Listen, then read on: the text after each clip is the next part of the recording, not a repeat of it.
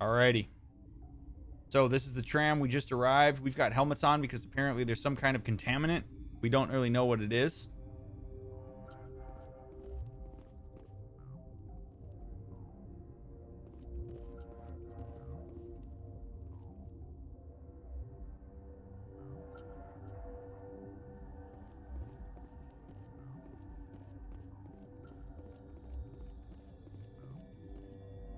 All right.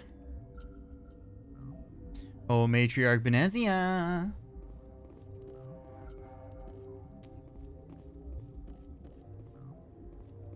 Like I say, Munchie, it's not personal. You just gotta be careful.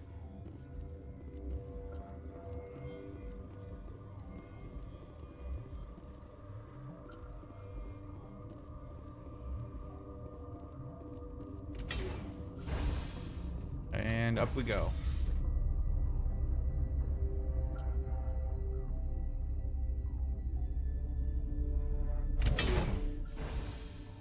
Oh shit.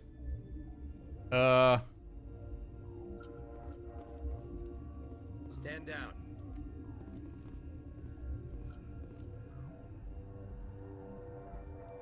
Guys. Decisions carry over. What kind of decisions we're not going to talk about? Nothing that even remotely seems like a spoiler, my friends. I don't want to keep timing people out. Okay. If you know anything about the game, you're probably better off erring on the side of caution. I love you all. I know it's exciting. It's fun. It's great. We're playing this as if we've never played it before.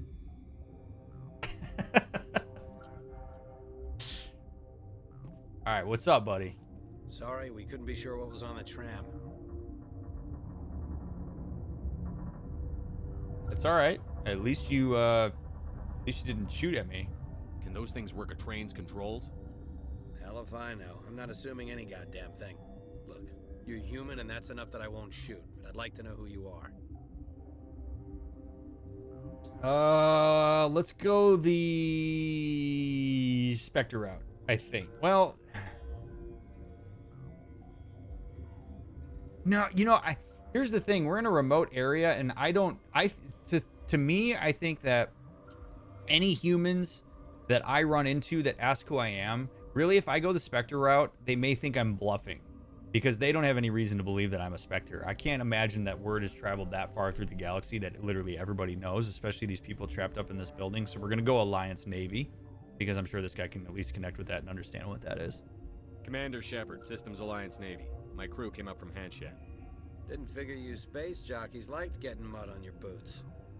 The aliens overran the hot labs last week. Only Han Olar got out, and he ain't all there anymore. The first we knew, the bastards were clawing into my command post. We had a lot more staff then. Jeez. Let's ask a question. We've never seen anything like them. What do you know? I'm no xenobiologist. They're fast, vicious, and there's a hell of a lot of them. The board sent an Asari to clean up the mess. She went to the hot labs yesterday. We haven't heard from her since.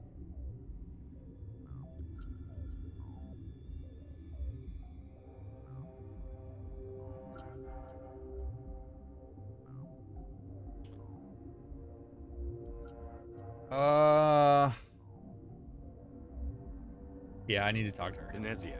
Is she still over there? I don't know. I don't see what one person could do. A matriarch has the skill to keep herself alive for a long time. There's an emergency elevator out by the trams. This card will let you activate it. Can take you down to the hot labs. Oh, and if you need any first aid, Dr. Cohen's downstairs in the med bay. All right, let's learn a little bit. Learn a little bit about what's going on up here. Tell me about Rift Station. I can't talk about everything. What do you need to know? Tell me about the defenses here. Secure enough that you shouldn't poke in corners. Come on, dude. What's the point of being cryptic here? I was just impressed with your operation. Being able to weather a week of assaults is no mean feat. Only the best get assigned to high security facilities like this. What impresses me most is the turrets, alarms, and cameras. They're all routed through a central location out by the quarantine labs. One guy can lock down the whole facility. The security hub's the last logical fallback, and we'd have cover from the turrets all the way.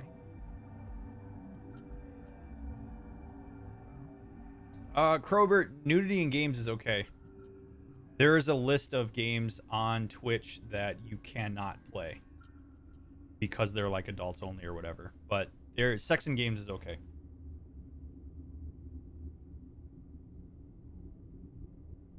What kind of research is done here? Beats me. I'm not supposed to know. So long as people don't start dying, it's not my problem. What can you tell me about the aliens? Ask Dr. Olar. He's the only one who made it out of the hot labs. He's the only Volus left in here. I need to know more about the situation in the hot labs. The facility's off the network. The only way to find out would be to send scouts down the elevator, and I won't send my people to their death. Did the aliens come from inside the facility, or did they attack from outside? You want my personal opinion? Labs like that exist to do stupid crap that gets people killed. Tell me about the structure of the hot labs. It's built into one of the glaciers further down the mountain. Real old, thick, stable. When something goes wrong, they heat it up and sink it into the ice. Normally, the crew gets to the labs using a tram from Central Station. We've got an elevator that connects directly, but it's for emergency use only. Listen. I'm not sending my people down there. It's too dangerous. You understand? Shit. I'm guessing hot labs is probably where they're doing like the bulk of the experimentation for whatever it is that they're doing. So the thing about these labs here on Novaria is that there's 17 of them, and different corporations can contract out the labs to do whatever it is that they're trying to do with very little oversight. So I'm guessing hot labs are a place where you can go to do all of this stuff, and then there's extra like security and stuff that's built around it. So my sense is that the hot labs would that's what it is. So if these aliens are coming out of there, it may be that they're coming from the hot labs. You're certain the matriarch is still in the hot labs? She hasn't come back here. You came through Central Station, so she ain't there. How are your people holding up? We weren't expecting the initial wave. They made it inside. We lost some good people. Those of us left are short-handed. We've kept order by long shifts and stems. I don't like it, but I don't see an alternative. I'm surprised that these guys I've are got work. staying here. Yeah, I hear that. Hell! Man the perimeter! Go, go, go! Oh, God.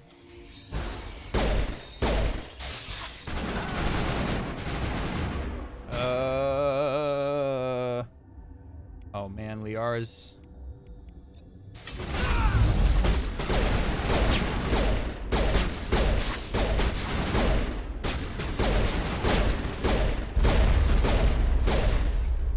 Woo!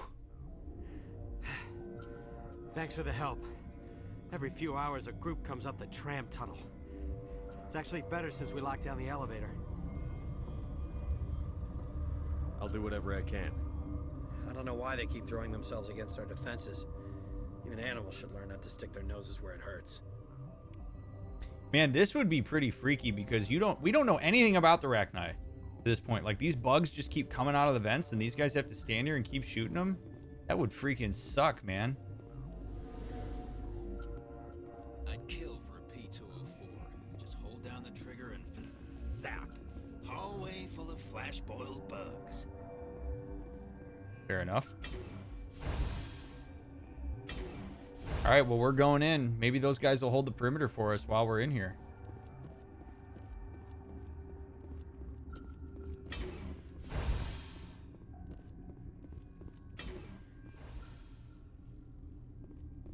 Hey, it's an Elcor. You're not gonna go to the hot labs, are you? Yeah, yes, I am going to go to the hot labs. I probably can take my helmet off. That helmet's not even going to be useful. And all of these people aren't wearing their helmets, so...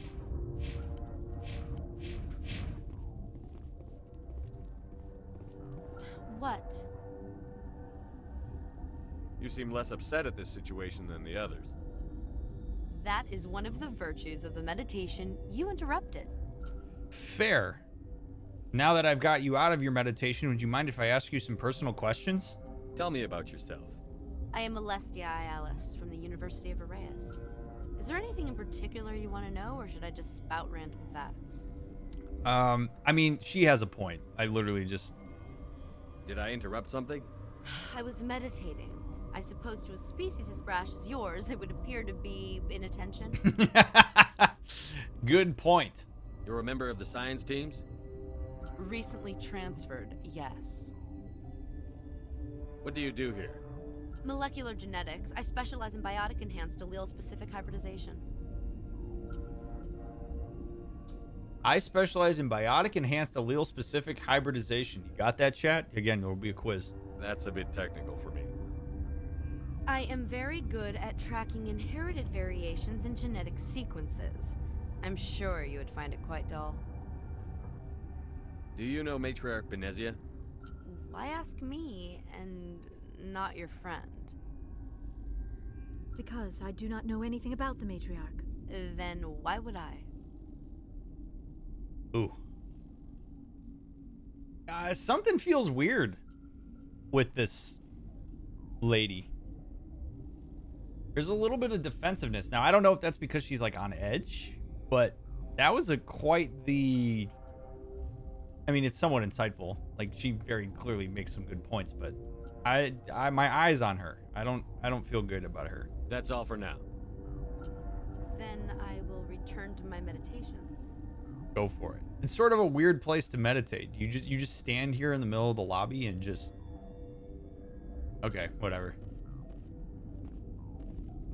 Uncertain. I welcome you. Cautiously, I am curious to know what you're doing here. We're gonna answer nice and directly. I was sent here to find an Asari matriarch. Surprised? One has visited recently. Furtively. There are rumors she has gone to the hot lab. For now, with forced cheer, I still have a limited supply of equipment to sell. Okay. This doesn't seem like the time for commerce. With nervous amusement. I have nothing else to do. Why not continue to run my kiosk? Fair enough, although it seems to me that, like, people would... Okay, Let's have a look. Regretfully, most of my stock is being appropriated by Captain Ventralis.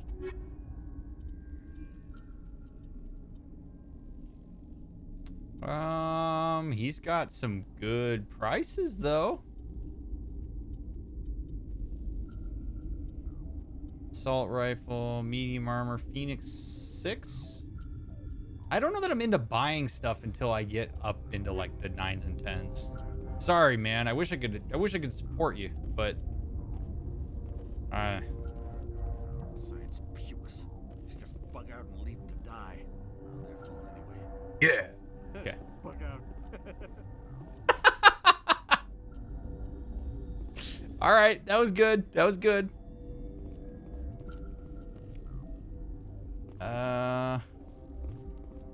Got a smoke? We're all out. Sorry, I don't smoke. What? No!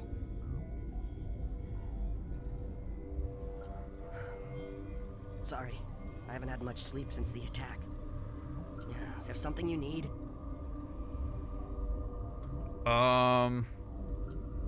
Let's start with the sit rep. How are you holding up? It would be petty to complain after showering off a coworker's brain. None of us have had enough sleep since the attack. Of course, not all of us have guns. Yikes. What sort of work do you do here? I can't say. I signed a non-disclosure agreement. Unlock we this damn survive, thing and go I'd find like to the keep others. my job. No one steals The my shit. location is terrible, but Not the pay even is me. better than any other commercial lab. What's up, DeWord? Thanks for coming in here, buddy. I appreciate you. Shout out for DeWord. He's a good follow. Hope you had a wonderful stream. Those of you coming along with DeWord, welcome to Mass Effect Mental Health on the Citadel Part 4. We're on Novaria. Spoiler-free run. Doing it blind. Great to have you here, friends. DeWord, I appreciate you, buddy. You're not happy on Peak 15? How could he be? The outside world doesn't exist here, just walls of ice and rock. There's only the work, the discovery. It's easy to forget why science is guided by ethics. Maybe we're paying for that now.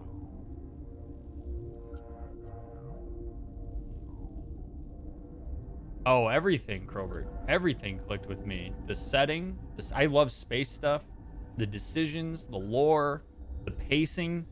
I love everything about this game. What do you know about the hot labs? Nothing, I didn't work there. As far as I know, Han Olar was the only survivor. What do you know about Nothing, the I didn't work there. As far as I know, Han Olar was the only survivor. Is he in the medical ward? No, he's staying in the science team's quarters. Be gentle with him. He had a trying experience. Okay. What do you do here? I'm a toxicologist.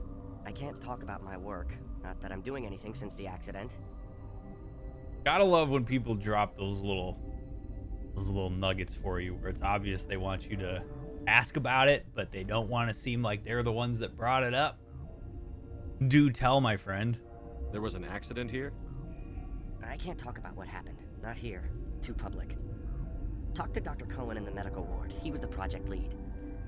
Perhaps when we're in more private quarters, we could talk about it. I'm looking for an Asari. Asari? Well, there's Dr. Ayalis over there. There's also our guest, Lady Benezia. Captain Ventralis might know where she is. I'll talk to you later. Remember to report any suspicious noises. So obviously, this crew seems to be somewhat aware that whatever it is they were doing here is not great. And I think that's why everybody's on edge. That's kind of my read on this right now. Everybody's got their own reasons to be here.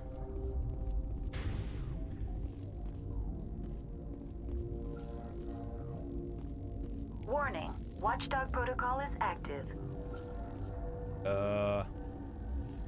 Watchdog protocol is active. And there's enemies beyond this door. Screw it. Let's see what's back there. Let's endanger the entire encampment. Jesus!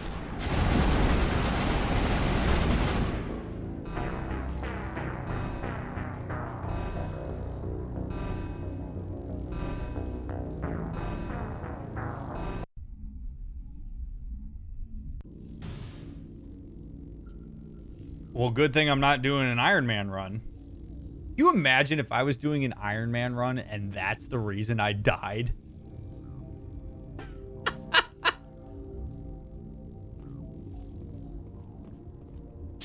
Yikes.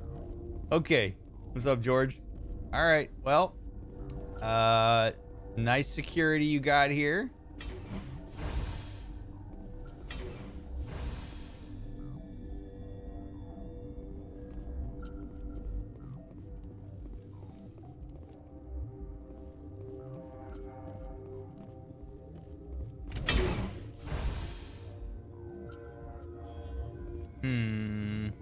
Where does this go? We'll find out.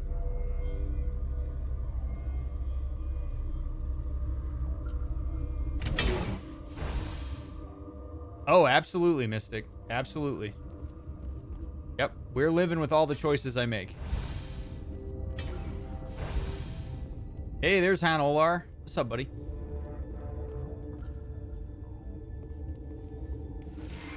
Medigel. Nice. I used to have nightmares like this. Too many cheap horror vids before lights out. And this would be a tough place to work. You look out the... Why even have windows if you just look out at ice? Ugh.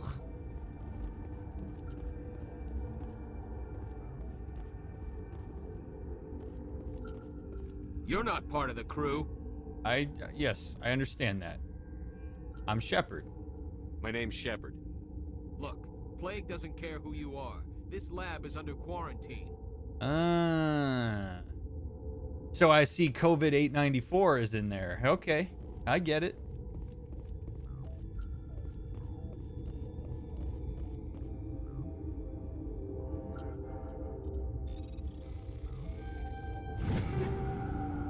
I don't know, DeWord.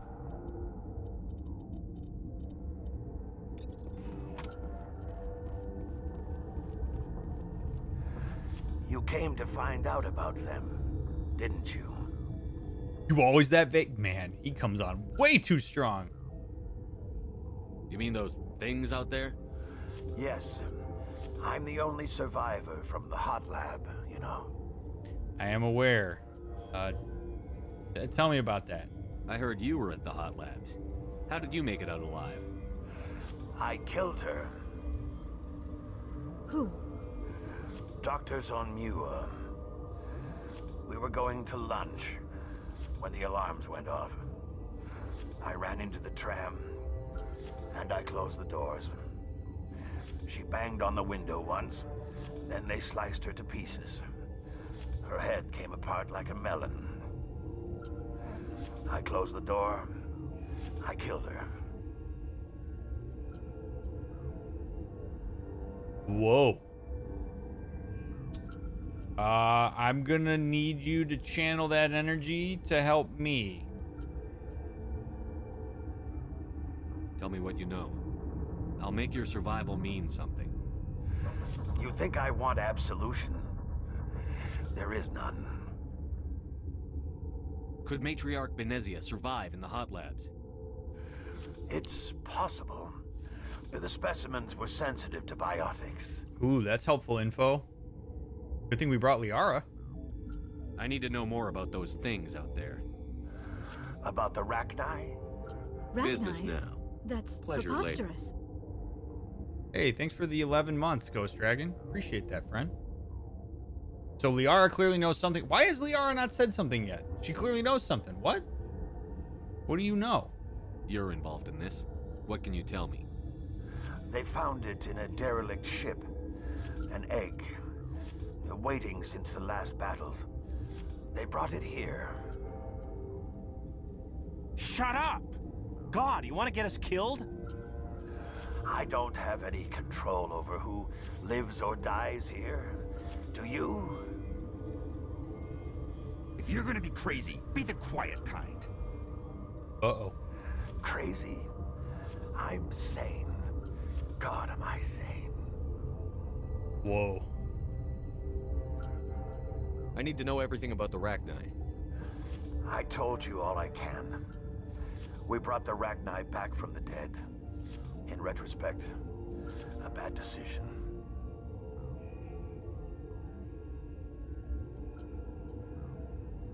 How can I get into the maintenance area? A team lead would have access, like Dr. Cohen.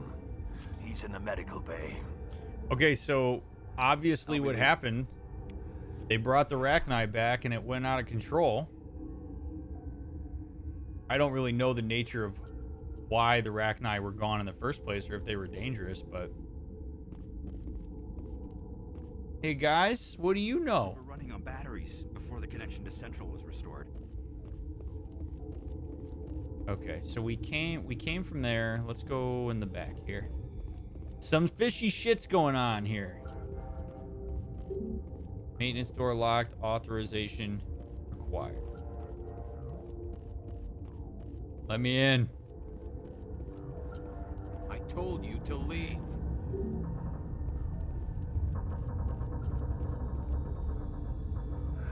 What? How can I get into the maintenance? A team lead would have access, like... I'll be leaving now. All right, so I got to go to the medical bay.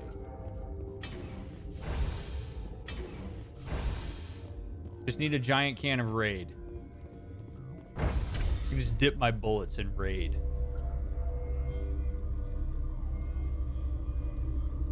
How do we know that Raid's effective against Rachni, though? You know?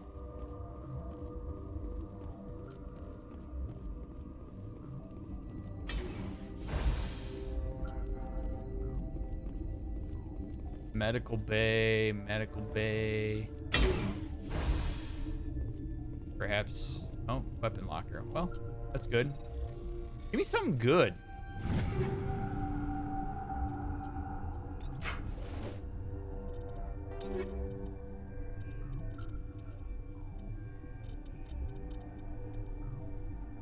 We got so much garbo here.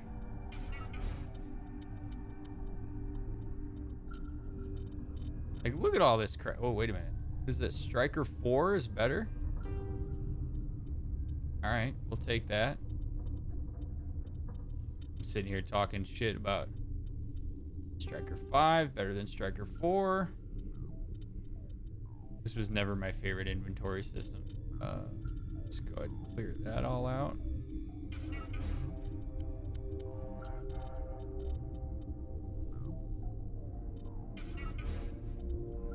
Okay.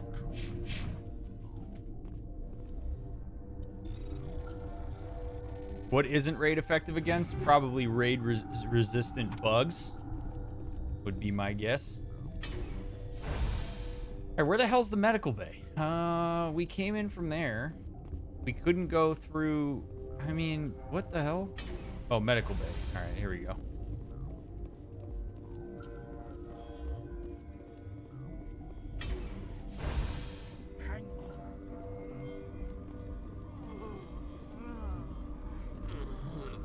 All right, so these guys are all in pain. What's up, Zev? What do you want? I don't like your tone, mister. Sorry, man. Didn't mean to disturb you. Seems like things are stressful down here. What's going on? I didn't mean to bother you. No, you did nothing wrong. I'm just distracted. Are you the doctor here? I'm a doctor, but not the doctor. My specialty is microbiology, not first aid. Oof. We had a medic, Dr. Salah, but we lost him. The automatics can handle basic treatment. Mira runs them. How's the science team holding up? Better than Ventralos' guards. They've been on alert since the first attack. I've been administering stims at their request. But every species needs to sleep. They're getting twitchy. Oh shit, so they're getting all messed up because in order for them to do the extended shifts that they've been doing to try to keep the place safe, they keep hitting themselves with stim packs, and now they're not sleeping, so they're getting delirious. Yikes. This is not good. What happened to these people? They're suffering from a toxin. There was an accident. I have a non-disclosure agreement. I shouldn't discuss it with anyone outside of the company. Hey, we got a doctor in the game that actually does HIPAA things. That's nice. Although it sounds like he's doing it more for corporate interests as opposed to HIPAA, but we'll take it. I could help though, and these are dire situations here. But you're going to, because I might be able to help. I'd like to think that the company finds our lives more valuable than their secrets. You know Mira, the VI for Peak 15? She handles the safety protocols for our experiments here. Oh, all right. Allie's calling me. So I'm going to go tuck her in. I'll be right back. Again, thank you all for being here. This shit's getting juicy. BRB.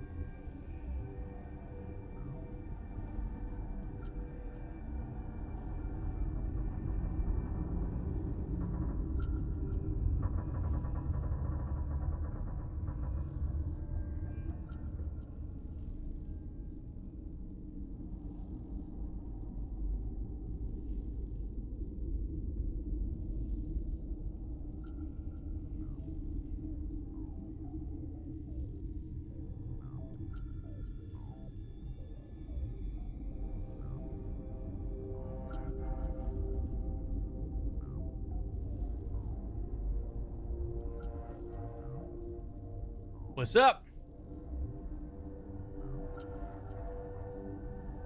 I'm back. I'm ready to go.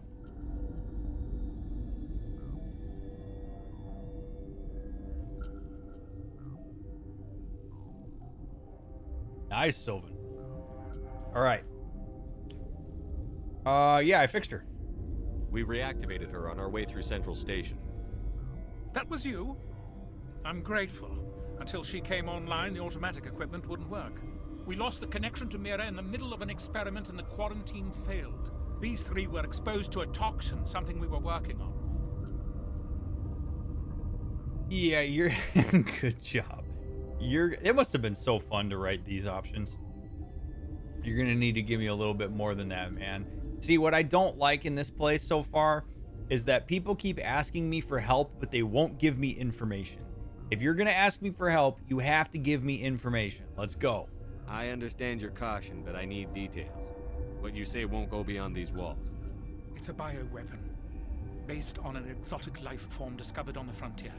They wanted something that could kill the creature, but there was no profit in something that kills one species on the frontier. We kept working on it and adapted it to affect more species. Thoros B is highly infectious, but can't pass from one person to another, like a biowar attack without a pandemic spread. It doesn't matter how safe you make it. Biological weapons are illegal. Militaries, governments, they'll get this kind of weapon one way or another, and we're trying to limit the damage. I know you can't see that. Oh, dude, you're drinking the corporate Kool-Aid. Are you kidding me? How are you about to tell me that you've got a bioweapon and then sit here and try to justify it to me? Are you kidding me? You're damn right I can't get on board with that. There's a reason the Citadel conventions forbid bioweapons, Doctor. I didn't expect you'd understand. Our notes and equipment are locked in the quarantine labs. Captain Ventralis doesn't want to risk more contamination. I'm assuming it's dangerous, but well, give me info. What's the why? Why? What's in there? Is he right to keep people out?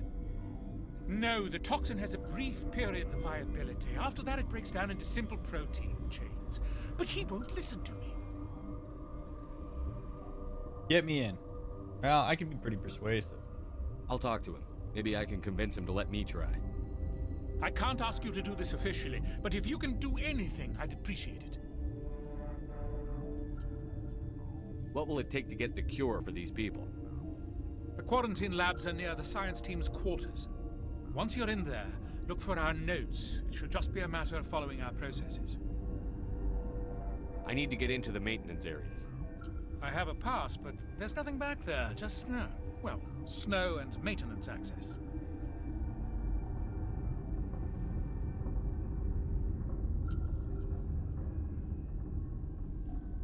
Just snow. Snow and maintenance access. I could just well, this is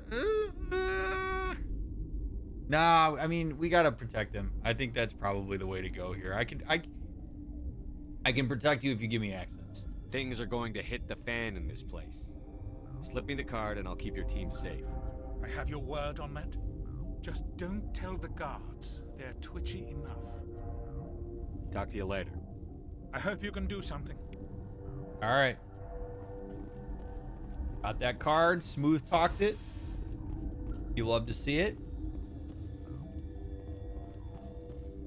Oh, absolutely, Mystic. A great point. Great point. All right. So, does this mean I can access this now? Warning. Watchdog protocol is active. Nope. Not dealing with that again.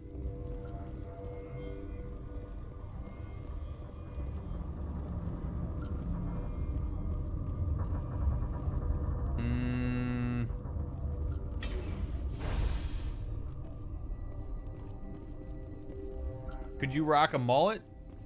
Probably.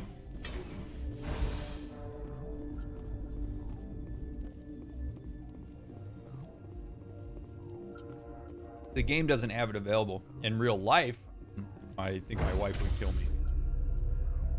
I don't think she'd enjoy that. But would you rock a mullet? I mean, you know, someday if I decide I'm going to cut my hair, I probably would do a mullet for a little bit. Just because why not? I wear a hat anyway. You wouldn't be able to tell.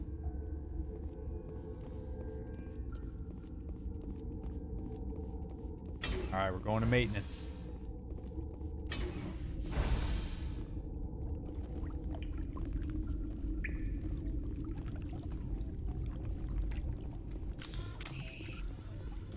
Make sure we're safe here. I don't know what to expect. Yep, there we go. Looks like we got bugs. What's up, Shelbs?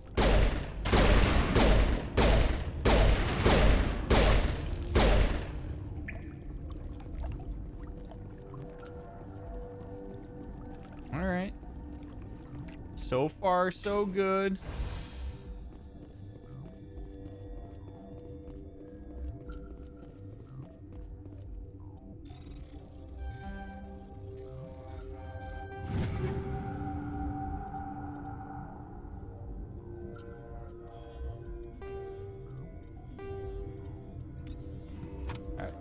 Omni gel.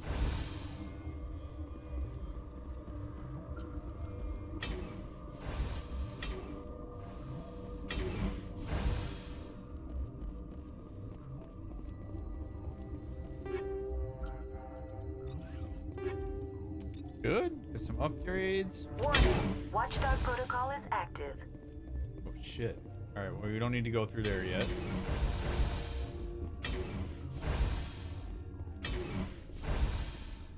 Whoa! Whoa! Whoa! Whoa! Whoa!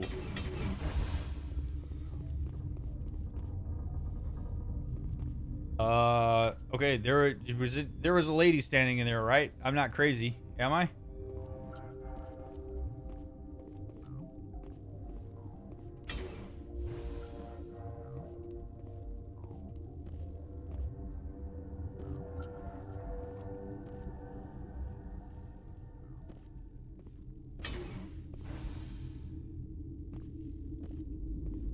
Oh shit.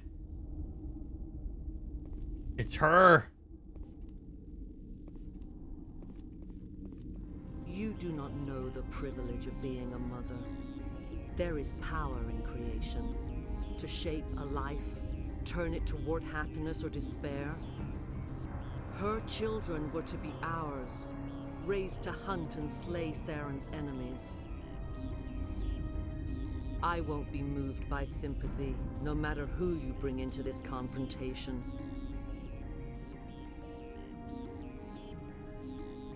Okay, so we brought Liara here hoping that maybe that would give her pause, and she seems to have gotten right out in front of that. So...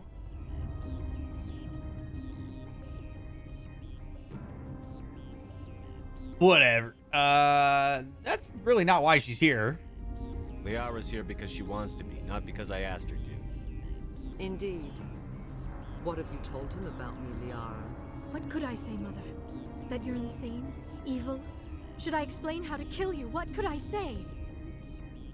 Have you faced an Asari commando unit before?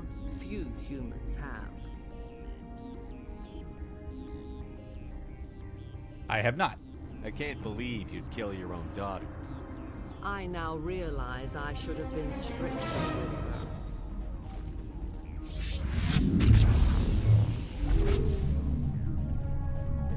Not great. Not great. I don't love this.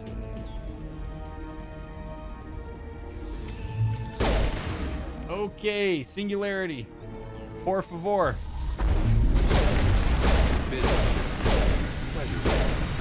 Oh man, what a clutch. That was so clutch.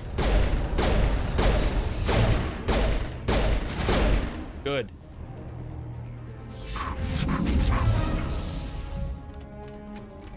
Oh baby, Super Chip, thank you for the 7 months. Appreciate it, buddy. All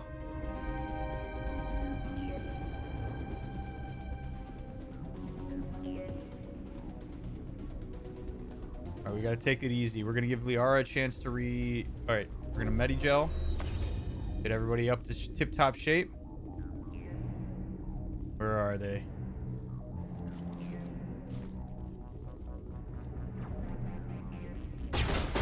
Oh, they're death. Oh, shit. And Asari Commandos? Are you... Wow. Wow, wow, wow, wow, wow, wow, wow, wow, wow. Get back here. Get back here, guys. Holy crap. Singularity, a go-go.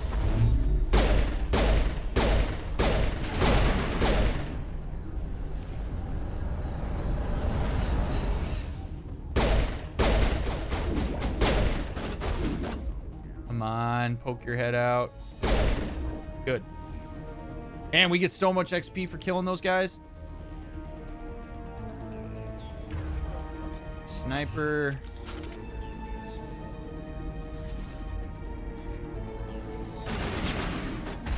Whoa. Oh, there he is.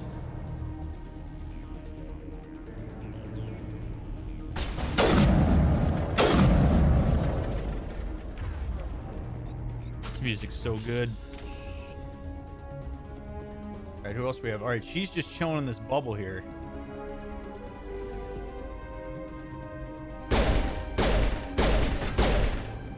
right. Good. We still got more Geth to contend with?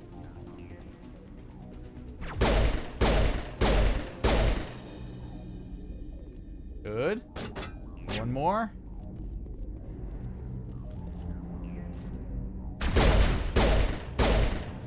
Good shit. Oh, baby. More Geth? I hate this. She's getting weak, though. She didn't really dress well for the occasion. Yourself, pretty. I gotta say.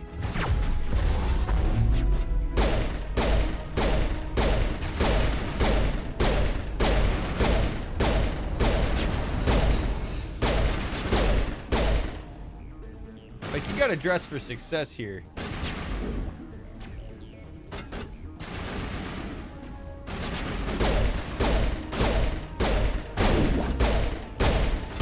Oh, no. Throw, please. Now. Now. Thank you. Holy crap. Need my shields back.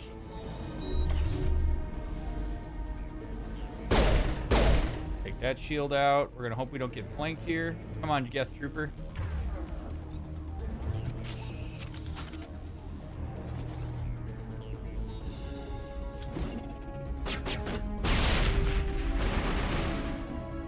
There we go. Get him with the grenade. Boom.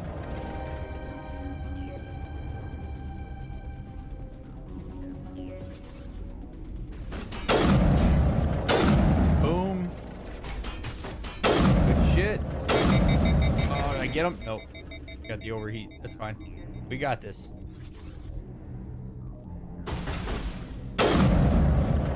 Kerpow.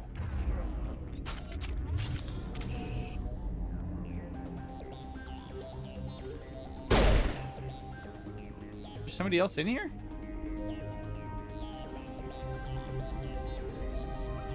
Maybe another Asari commando or something? What are you shooting at, Liara? Oh, Geth Trooper. First time, baby. Not over. Saren is unstoppable. My mind is filled with his light. Unlock Everything this damn is thing clear. and go find the others. No one steals my Oh, shit. Okay. Not even me. What is he planning? I don't think she's going to answer that. Start talking, Benezia. What's Saren's next move? I will not betray him. You will. You must listen. Saren still whispers in my mind. Business I can now. Fight his Pleasure later. compulsions briefly, but the indoctrination is strong. What? Okay, either this is a super cool bluff or this is like ridiculously groundbreaking. Indoctrination. What? You're gonna have to. Why should I believe you? Why are you able to break free of his control now? I sealed a part of my mind away from the indoctrination, saving it for a moment when I could help destroy him. It will not last long. What? Are you saying he brainwashed you? People are not themselves around Saren. You come to idolize him, worship him. You would do anything for him. The key is Sovereign, his flagship. It is a dreadnought of incredible size, and its power is extraordinary.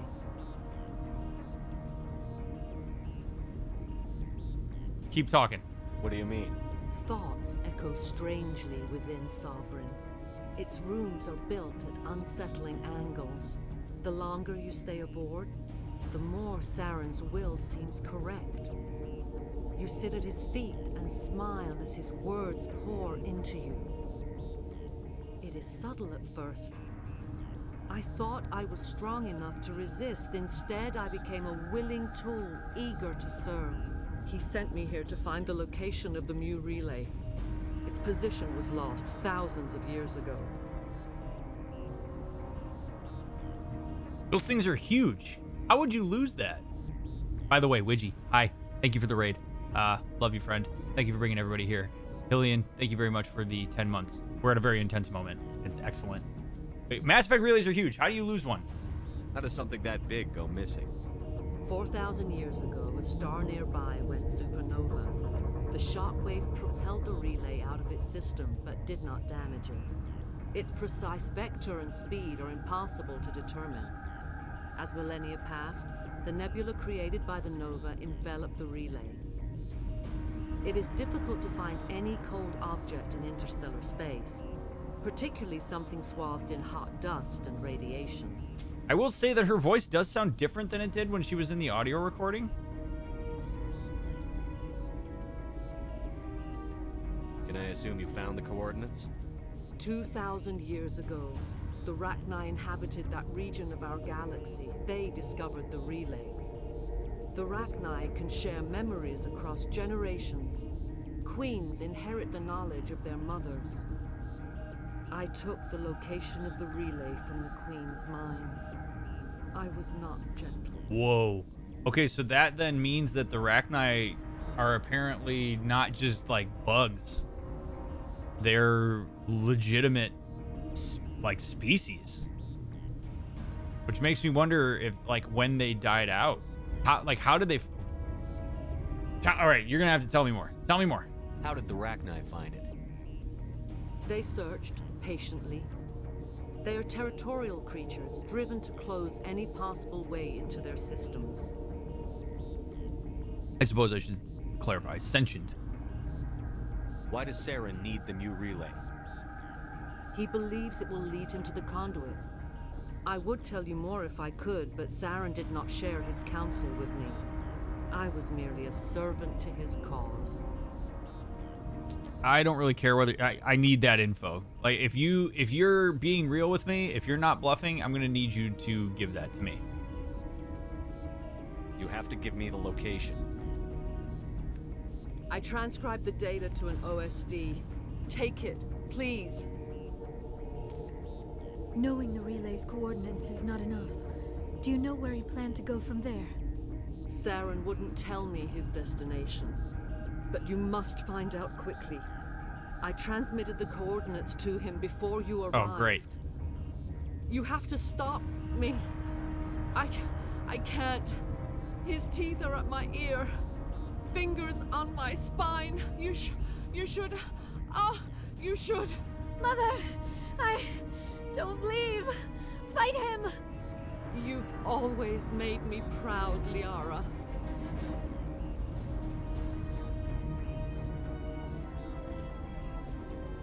Die. Oh, Jesus. Are you really? Oh my God. All right.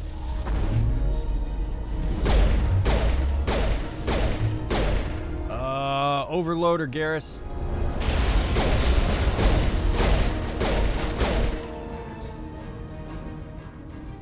I cannot go on.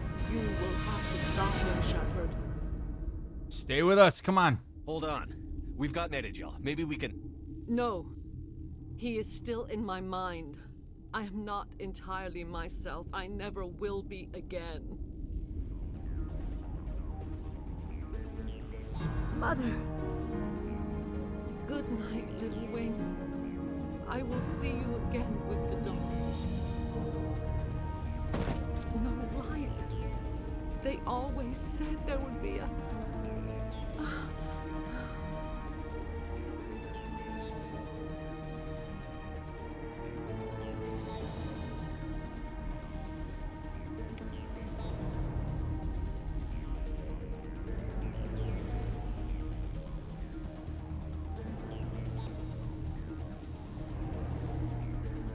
Whoa. Okay, so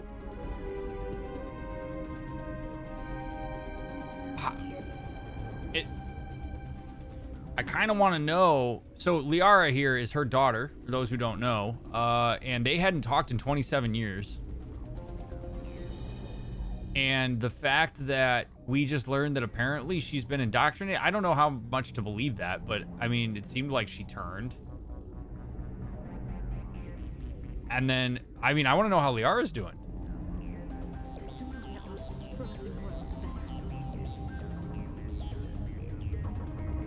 Like, she just watched her mom die. Maybe got a little bit of closure. I'm going to be really interested to hear what she thinks. It's hard to know. Like, did Saren do something? I mean, they had a very strained relationship up until that point. So I can see how it would be hard to believe what her mom just said, but she did give me some information, so that may be useful to have. I mean, it's really a shame, though, because if she apparently had the wherewithal. The thing about matriarchs are like super powerful and like mindful, and there's a lot it takes to become a matriarch. So her ability to lock away some part of her mind and to be able to at least save it for this kind of moment, I think is pretty cool. So we're gonna have to use it for what we can. We know how long she's been with Saren. We don't, as far as I know. Long enough that apparently she's been able to be indoctrinated by him and lose part of herself. By the way, for those of you that came along with Widgie, this is a blind run. This is my 10th time running through the trilogy, but I'm playing it as if it's my first. So it's spoiler free in chat. Please don't ask any questions or say anything that could be perceived as a spoiler or that is a spoiler, or you will be removed. That includes asking questions such as, what will you do when X part happens? Or asking any questions that have to do with Mass Effect 2 or 3. So, spoiler free. If you believe this is my first time playing it, I'm doing my job. Alright. Anyway. Let's see what's going on with this thing.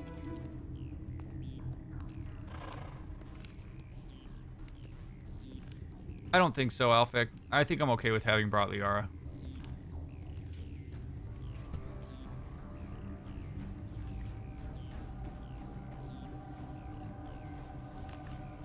What?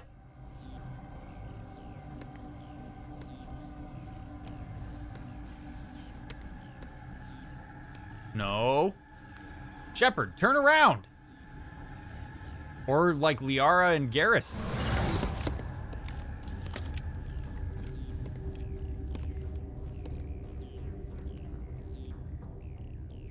This one serves as our voice. We cannot sing. Not in these low spaces. Your musics are colorless. I'm gonna need you to tell me who you are, like, now. Who am I speaking to here? We are the mother. We sing for those left behind. The children you thought silenced. We are Rachni. How are you speaking through her? Our kind sing through touchings of thought. We pluck the strings, and the other understands. She is weak to urging. She has colors we have no names for. But she is ending. Her music is bittersweet. It is beautiful. The children we birthed were stolen from us before they could learn to sing. They are lost to silence. And their suffering, they cannot be saved. They will only cause harm as they are.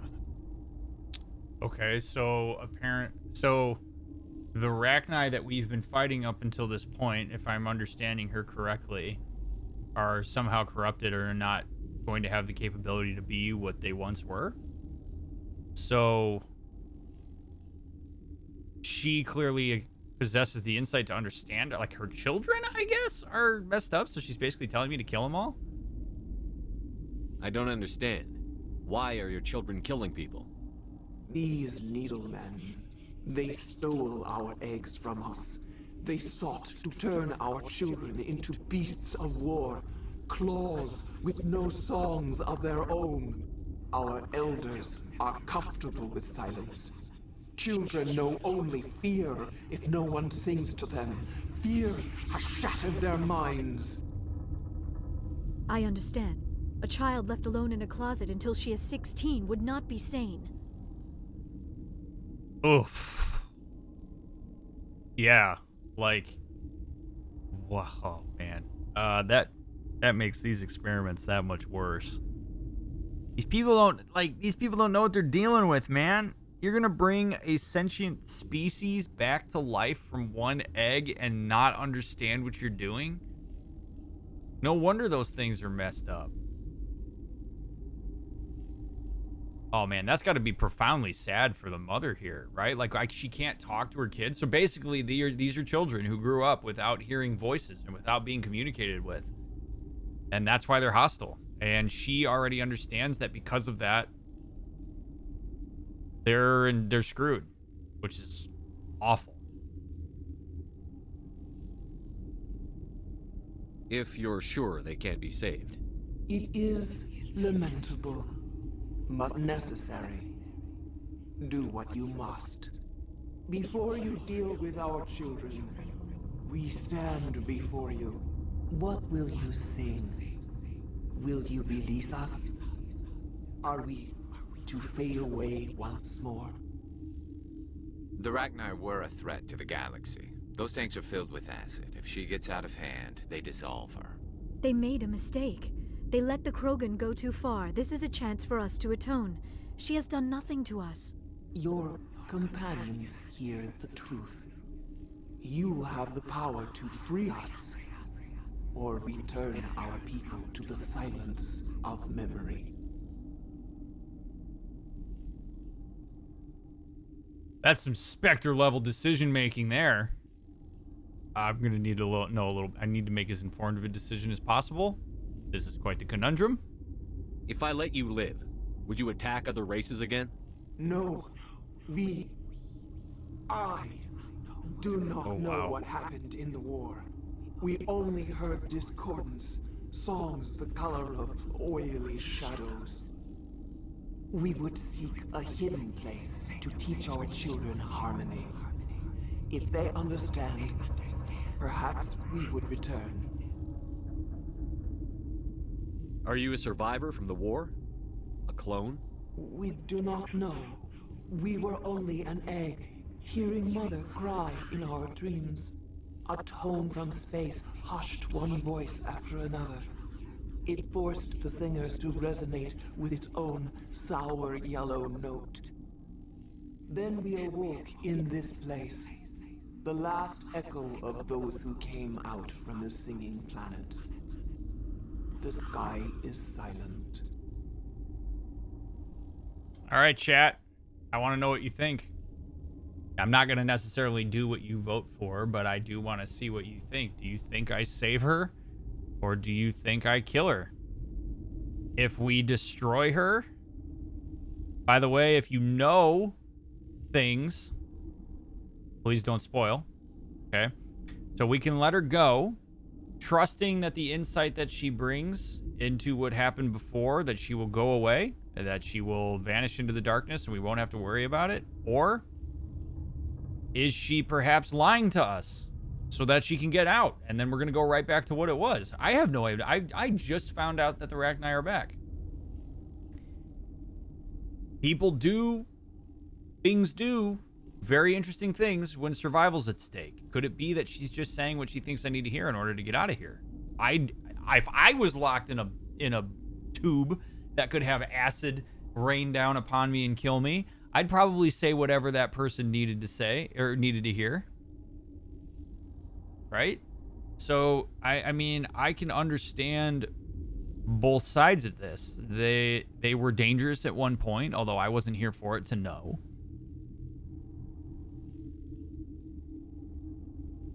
She doesn't know us well enough to know how to fool us. I suppose that's true, but again, survival is a hell of a thing. I know nothing about her. I don't know if she's immortal. I don't know how more of them show up. I don't know what this means.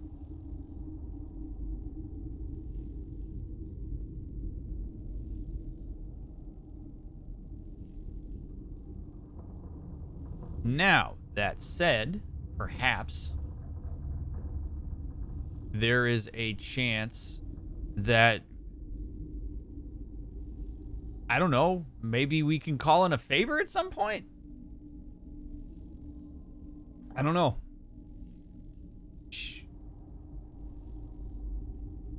Oh.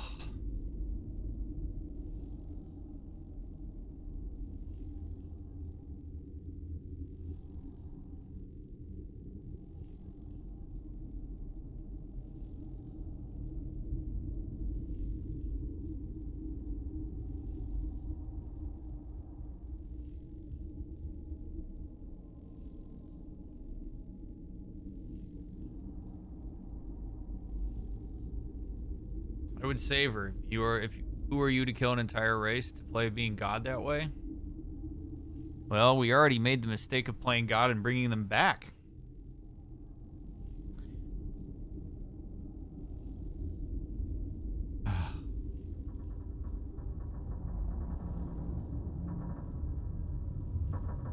Didn't she ask you to kill the children that hear silence? She did. She did. So...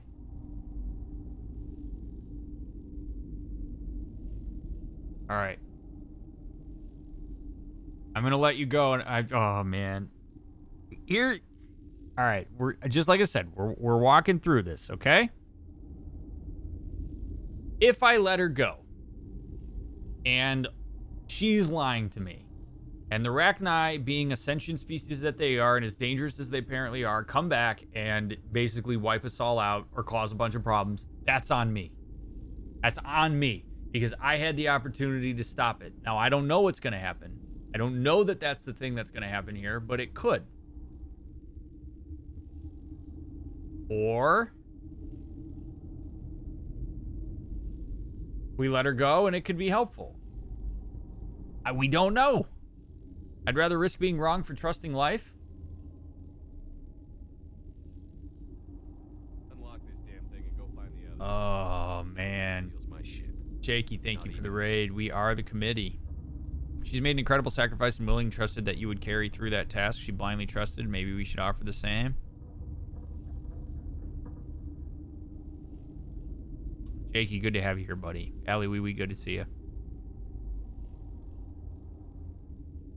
All right. Are you trying to seduce me? I'm going to let you go.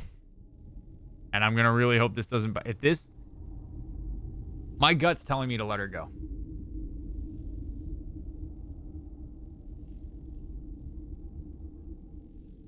Agent M, thank you for the sub. I really appreciate that. I won't destroy your entire race. You'll go free. You will give us the chance to compose anew? We will remember. We will sing of your forgiveness to our children.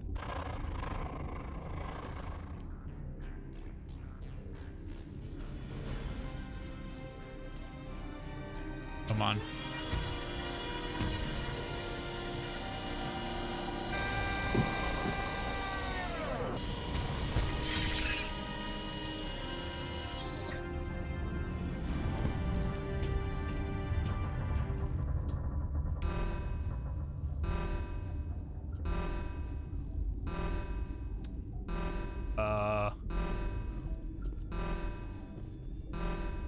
What is this alert?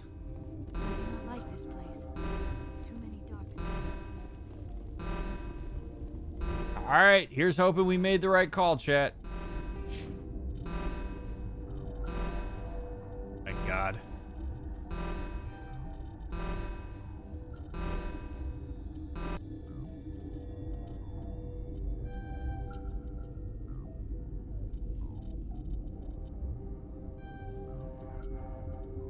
Yeah, upgrade these guys real quick.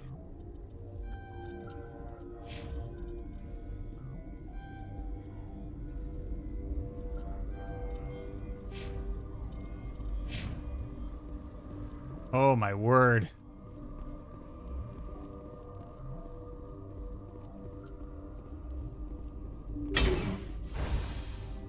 We learn more about the history of the Rachni in the Codex. 50th, though now extinct, the Rachni once threatened every species in Citadel space. Over 2,000 years ago, explorers foolishly opened a mass relay to a previously unknown system and encountered something never seen before or since, a species of spacefaring insects guided by a hive mind intelligence. Unfortunately, The Rachni were not peaceful, and the galaxy was plunged into a series of conflicts known as the Rachni Wars. Attempts to negotiate were futile, as it was impossible to make contact with the Hive Queens that guided the race from beneath the surface of their toxic home world. The emergence of the Krogan ended the Rachni Wars. Bred to survive the harshest environments, the Krogan were able to strike at the Queens in their lairs and reclaim conquered Council worlds. But when Krogan fleets pressed them back to their homeworld, the Rachni refused to surrender, and the Krogan eradicated them from the galaxy. There you go.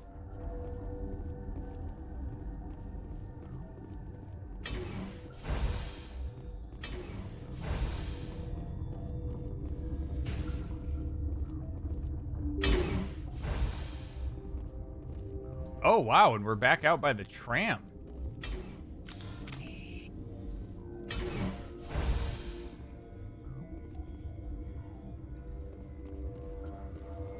Why are there...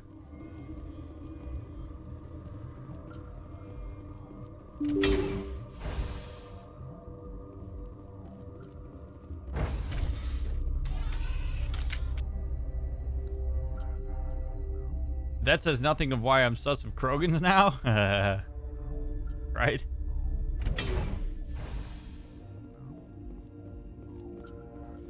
Oh shit. Okay, so we didn't go to the hot labs, so now...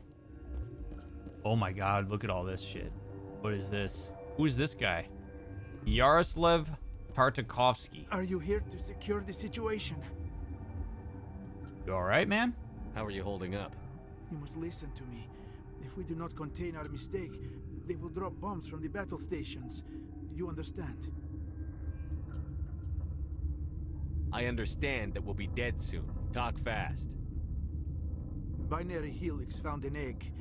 It was on a derelict ship, thousands of years drifting. This was Rachni ship. Inside they find many eggs in cryogenic suspension. They hatched it? They brought it here to wait. We already know this, obviously. Binary Helix planned to clone Rachni, mass-produce them, create an army. But when they get here, they find this egg is not a common Rachni. It is a queen. After she lays eggs, they move her to Rift Station. They are thinking that without her, they can raise the babies to be obedient. Obviously, they were wrong. This was exactly the wrong thing to do. I am thinking that without a queen, Rachni do not develop properly. Her mind is shaping theirs. These Rachni are uncontrollable. This is fascinating, but we don't have time to chat. These Rachni are beyond saving. It is a sad thing, but they must be euthanized.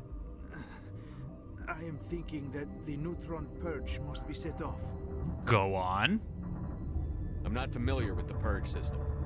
It creates bursts of neutron radiation, kills everything within the station. Things beyond get genetic damage of varying degree. Once the purge is armed, we'll have to fight our way out. Give us a minute to patch up and rearm. Sure. I wait here.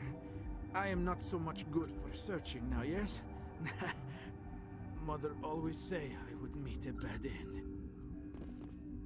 He's just sitting in the middle of this room.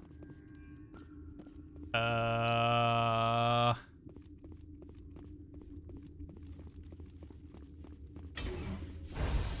we done everything there is to do here?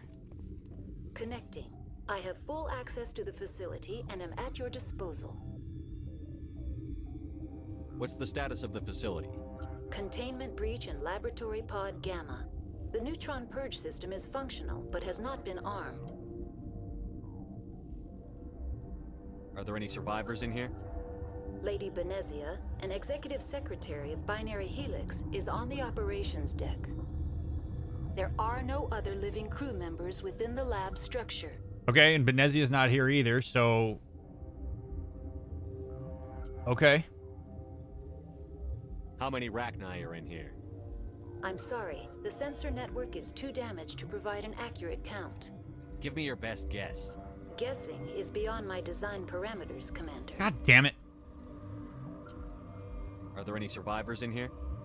Lady Bennett, Already asked that. there are no other living crew members within the lab structure. I need information on the neutron purge. The neutron purge is a fail-safe system installed within the isolation tube area. In the event of irretrievable containment loss, it is used to resolve the situation. What exactly does this thing do? The purge is a neutron burst weapon. 2 volumes of fissionable materials are brought together to form a critical mass. Most of the energy is released in the form of high-speed neutrons. This radiation is instantly lethal to any known form of life within 500 meters. We would be wise to avoid touching any controls without reading the instructions. That is advisable for all systems within this facility. Do we do it? I mean, we got the Queen's blessing. She did say, get rid of my children. This could be a really good way to do it. We just blast them, get them out of there. She's off doing her thing. I think we initiate the neutron purge and we GTFO out of here. Activate the neutron purge. I'm sorry, but I can't do that without proper code authorization.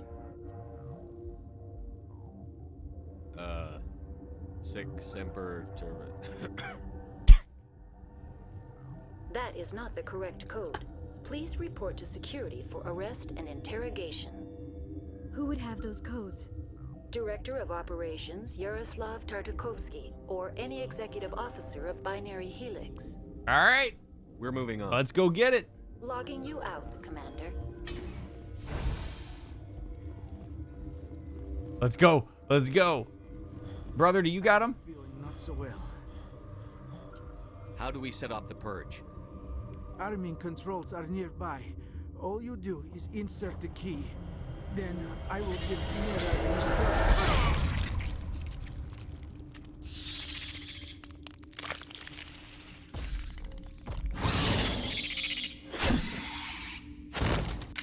Yikes!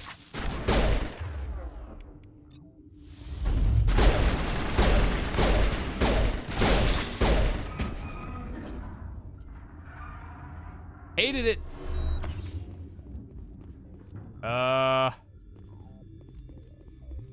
Good thing. Oh boy, poor guy. Good thing we got codes on him.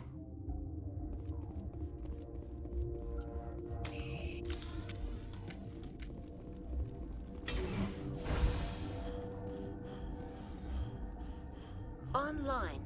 How can I help you?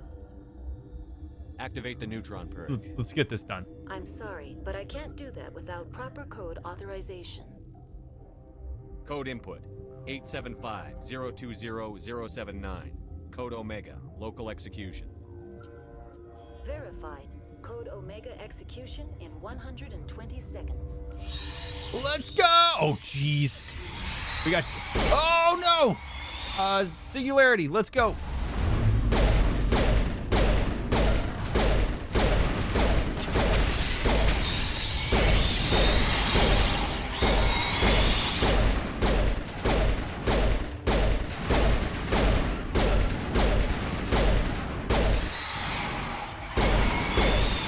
Oh my God, there's so many. Holy shit. Oh my God, look at all of them on the radar.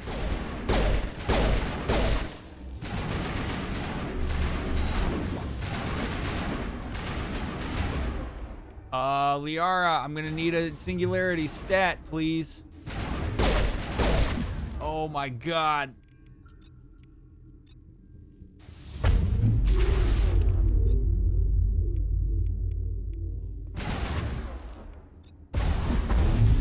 No!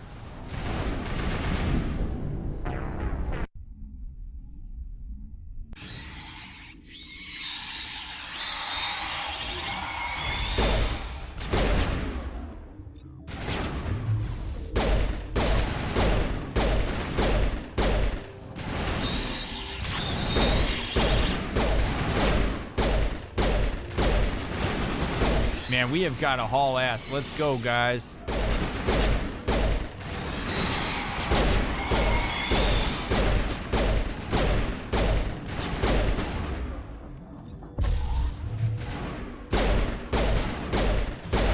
All right, can we sprint out? Oh no, I don't trust that. Garrus. Liara throw.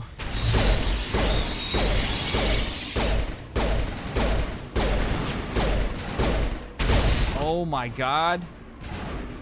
If they keep coming out of the vents, we are in big trouble.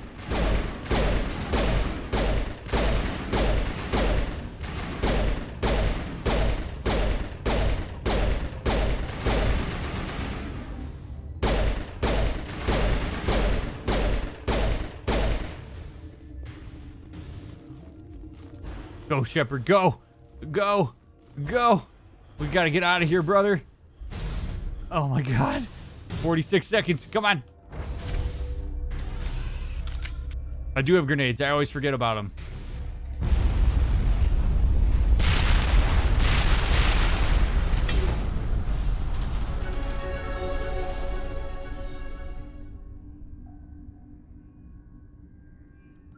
Ooh, boy.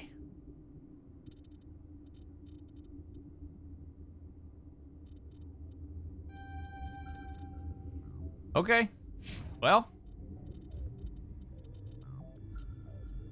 Wow.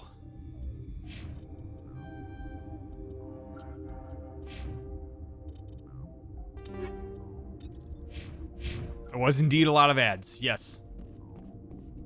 Am I not able to get back up there now?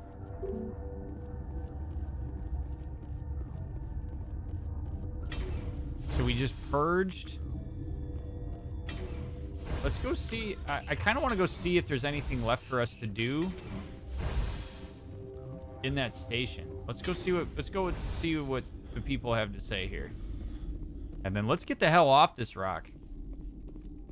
Oh no, this is locked. All right, so apparently, all right, we're getting out of here. Chat, I'd love your thoughts. What do you think? What do you think of what happened here? Especially if you don't know anything about Mass Effect, what do you think about what happened here? Do you agree with how we went about this shit? Anything you'd have done different?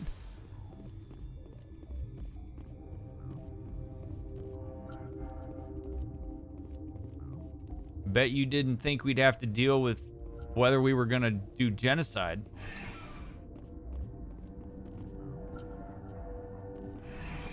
We just purged all those Rachni, yeah. I don't know how that could have gone better. I'm shocked that that mom chick died. I thought she'd last longer, right? Were you even 500 meters away so that from that blast? Because I don't know what the elevator would save you from radiation. No idea. Ooh, here we go. Powwow time. What's our next move, Commander? Head for the Mu relay? No. No, not yet. Are you kidding me? No. The Mu relay could link to dozens of systems. Unless we know exactly where Saren's going, we'd just be wasting our time. The commander is right. We cannot rush off blind. We still need to learn more about Saren. Who put you in charge? Did the commander resign when I wasn't looking? What the fuck? We're all on the same team here, Williams. She's just trying to help. Sorry, Commander. Don't let that shit happen again. Are you kidding me? Time for some tough love here. She's military. She'll be fine.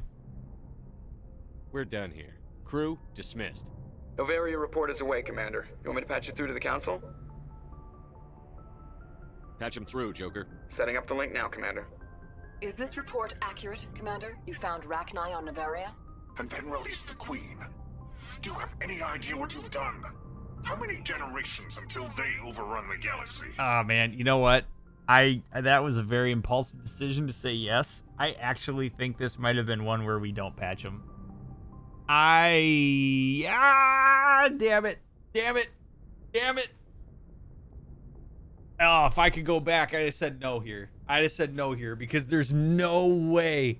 There's no way that these guys are going to understand the context for why I made that decision. There is absolutely no way. His anger makes so much sense here. Oh, God damn it. I absolutely should have said no. I should not have patched them through. That was so stupid. That was so stupid.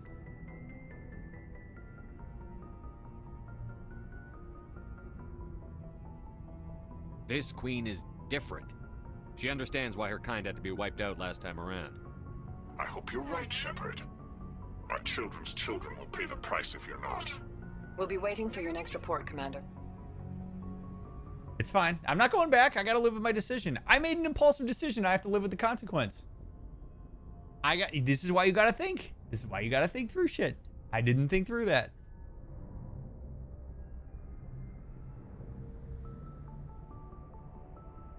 That's for my children's children to deal with.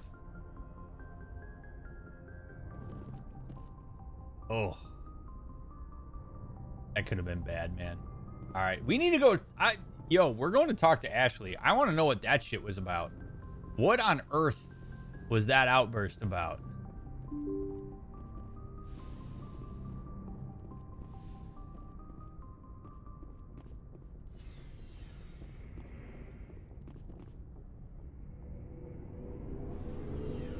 I want to know how Liara is as well. But Ashley, we got some talking to do. Commander, you have a minute to talk? What about? I'm mad at you. Is this duty related, Chief? No, sir. Well, maybe. I know things are different aboard the Normandy, but I'm concerned about the aliens, Vicarian and Rex. With all due respect, Commander, should they have full access to the ship?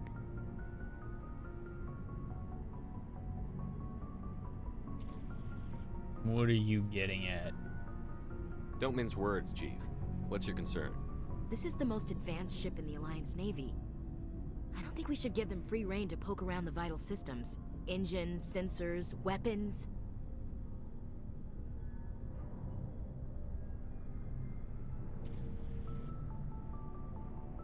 Okay. All right. Hold on, chat. Hold on.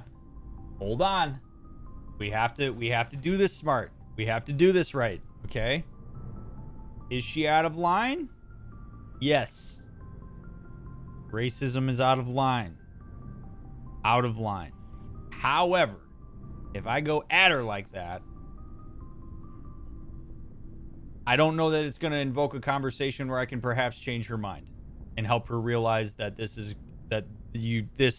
viewpoint not going to help. But if I go at her aggressively, she is going to polarize. At least that's my guess. So I'm going to ask her a question. I'm going to give her the benefit of the doubt for a second. And we're going to do a little bit of an inquiry here. You don't trust the Alliance's allies?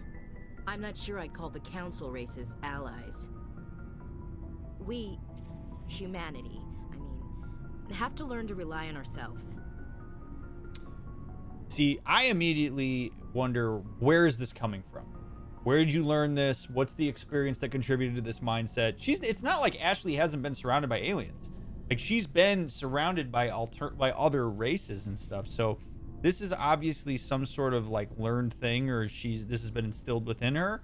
I need to be curious about this. I can't be angry at her yet. It's hard to know, Jugger. I actually don't know the answer to that. We have to learn to rely on ourselves. First of all, I'm a Spectre. Second of all, we're trying to get on the consoles. Third of all, we don't get through everything we've gotten through at this point without the assistance of other alien races. So I respectfully disagree. We need allies, Ashley. Standing up for ourselves doesn't mean standing alone. I don't think we should turn down allies. I just think we shouldn't bet everything on them staying allies. As noble as the council members seem now, if their backs are against the wall, they'll abandon us. I can understand why she might think that that's the case. I can understand why she would be worried about that. The council has not been particular. However, at the same time, the council has bent over backwards for us. Like, they have brought us on more quickly. I'm sort of struggling to understand why she hasn't seen that. We've been around for 27 years or something like that. Like, humanity has not been around for very long here, and we're already like bombarding our way in. And when we first met the Turians, it wasn't the First Contact War. She comes from a military family, So there's a good chance that maybe her family has some form of like, we can't trust them because when we first met them, they attacked. But of course they did.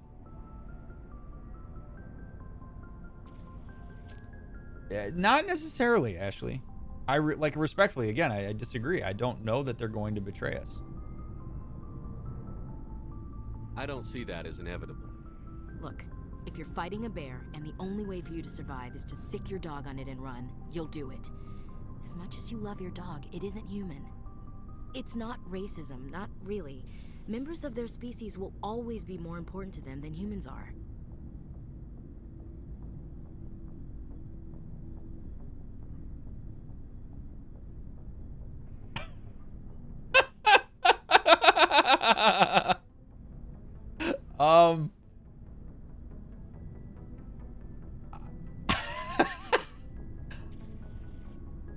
Okay, so I kind of understand what she's saying. Bear with me for a second. I kind of understand what she's saying. I think what she's trying to communicate here, and she's doing a poor job of it, I think what she's trying to communicate is we do act on our own self-interest at times, and survival does kick in.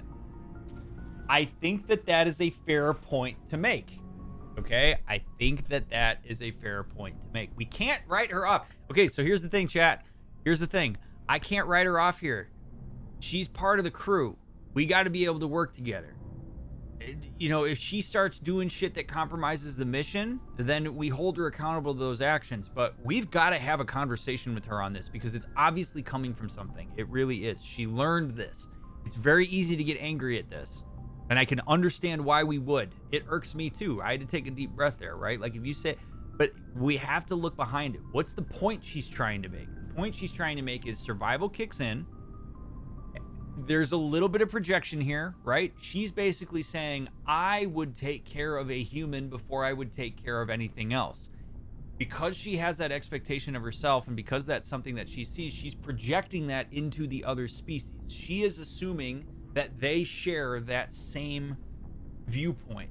And if she believes that the other races share that same viewpoint that she herself holds about humanity, of course she is going to be skeptical of them because her viewpoint would inherently elicit skepticism from other races, right? Like if you were a Krogan or you were a Turian or something and you heard her say this, you would immediately say, I don't want to be in a fire team with you because if it comes down to human or whatever, I don't know that I can trust you to keep me alive. So she's assuming that they would do the same thing. Maybe not. We don't know, but we need to understand where this is coming from. She just had a problem letting go the queen, but she has a problem trusting her ally. Well, I don't know if she had any problem releasing the queen. She hasn't said anything about the Rachni. So, she's basically saying people will tend to go with the in-group before they go with the out-group. That's a very human tendency. I think the other thing we have to remember is that not all other races are humans, so we can't necessarily make the same assumptions about them that we would about humanity. I mean, I think one of the cool parts about this game is that it really is a reflection on humanity and our way of making sense of the world and the universe, and that may not be shared by other species. Other species may, in fact, see it differently. Look at the Turians. We had a first contact war with the Turians, and the Turians helped us build the Normandy. So there's already some suggestion that other races are maybe a little bit more involved with integration of other races than we are, because we're still new to this. And I agree, Preco. I agree. So I think really kind of the moral of this conversation here is we need to figure out where she's coming from. Why is it that she is saying this to us? Where did she learn this?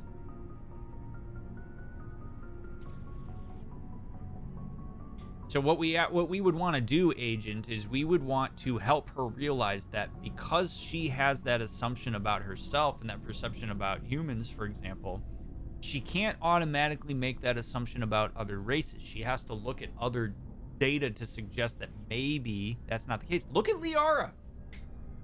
Liara is a perfect example. Liara just went on that mission with us and literally had to watch her mother die. But she helped us out.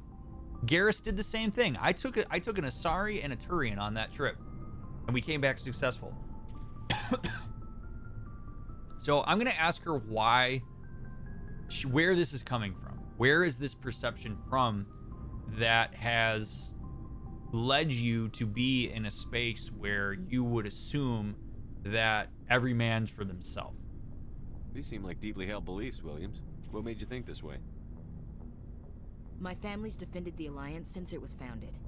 My father, grandfather, great-grandmother, they all picked up a rifle and swore the oath of service. I guess we just tend to think of Earth's interests as our own. There you go, right? Family of origin narrative. She's literally learned from her family of origin, humanity first. You would have to believe that. If you're going to join the human systems military and you have no way of knowing what's out there, because you have to remember, we found Prothean artifacts and then immediately hit a Mass Effect relay and we ran into a sentient organism in the form of the Turians. Do you imagine if that happened right now? Do you imagine if the rover that's on Mars found something that gave us the chance to travel faster than light and we ran into another sentient species? We would have no idea whether to expect whether they're hostile or not. So I can understand why, if she's in the military, she's a little bit ingrained in this idea that we put humanity and Earth before our own. But she also needs to understand the nuance of this, that we now have seen that there's a galactic council, there's actual order, there's rule, there's alliances, there's actual coming together.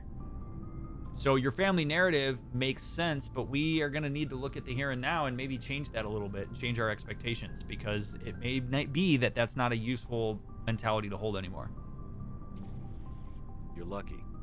I lost my family on Mindoir. Are you related to anyone I'd have heard of? Couldn't say, Commander. I read about Mindoir. The Alliance screwed the pooch on that one. Should have had a bigger garrison. Is that why you're out here? To take the fight to the pirates?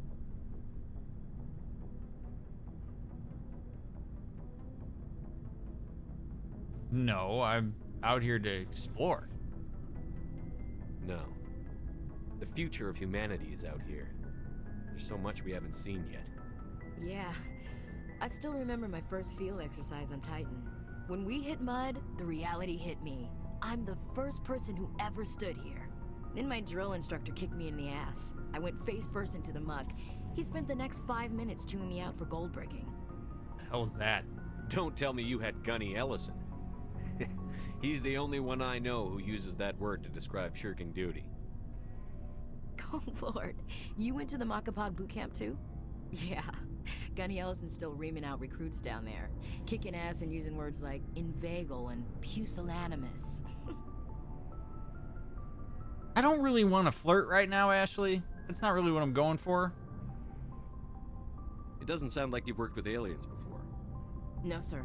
Mainly I've been groundside, part of the surface garrison forces. I did get a rotation on a space station for training. Every Marine a rifleman, every rifleman ZG certified. Okay, so there's your example, right? Ashley does not have a diverse representation of alien races. She has basically only ever been around humans. So she's susceptible to whatever the messages are that have been sent in her direction about humans and about humans relative to alien species. My hope would be that by being on the Normandy and seeing alternative representation in the form of being assisted by aliens, by being on a ship that's literally built with a collaboration, that perhaps will open her up to expanding her expectations of alien races and maybe invite her into working more collaboratively with them. So again, her polarization makes sense. Is it cool? No, not up front, right? It looks like racism, and it is racism in some ways. It's also, though, something that we need to, by having her as part of our crew, we need to make sure that we are working toward helping her see that diverse representation, as opposed to getting her to polarize into her own views. Because if she polarizes, she's lost. I wouldn't bring her on for any mission at that point because I wouldn't trust her, because she's polarized.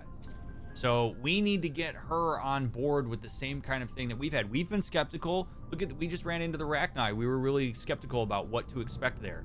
And we could have purged them, assuming that they're going to be what we know humans may do. But instead, we made a decision to let it go and to work collaboratively. We have to get her to see more of that. And if she sees the successes of that, perhaps it will expand her horizons. That's odd. Your record is spotless and your technical scores are exemplary. You should be serving with the fleet. Anyway, that's why I haven't served with many aliens, Commander. All right. I understand where you're coming from, but you got to work with them. So we're going to empathize, right? At this point, we're going to empathize. And then we're going to let her know that we understand where she's coming from. That's going to make it easier down the line for us to challenge it. All right. I can see where your concerns are coming from, Williams. But this is a multilateral mission.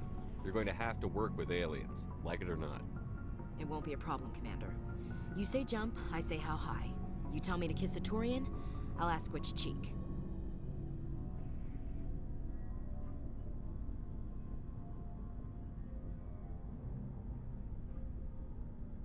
I'm glad there won't be a problem. Anything else you need, Commander?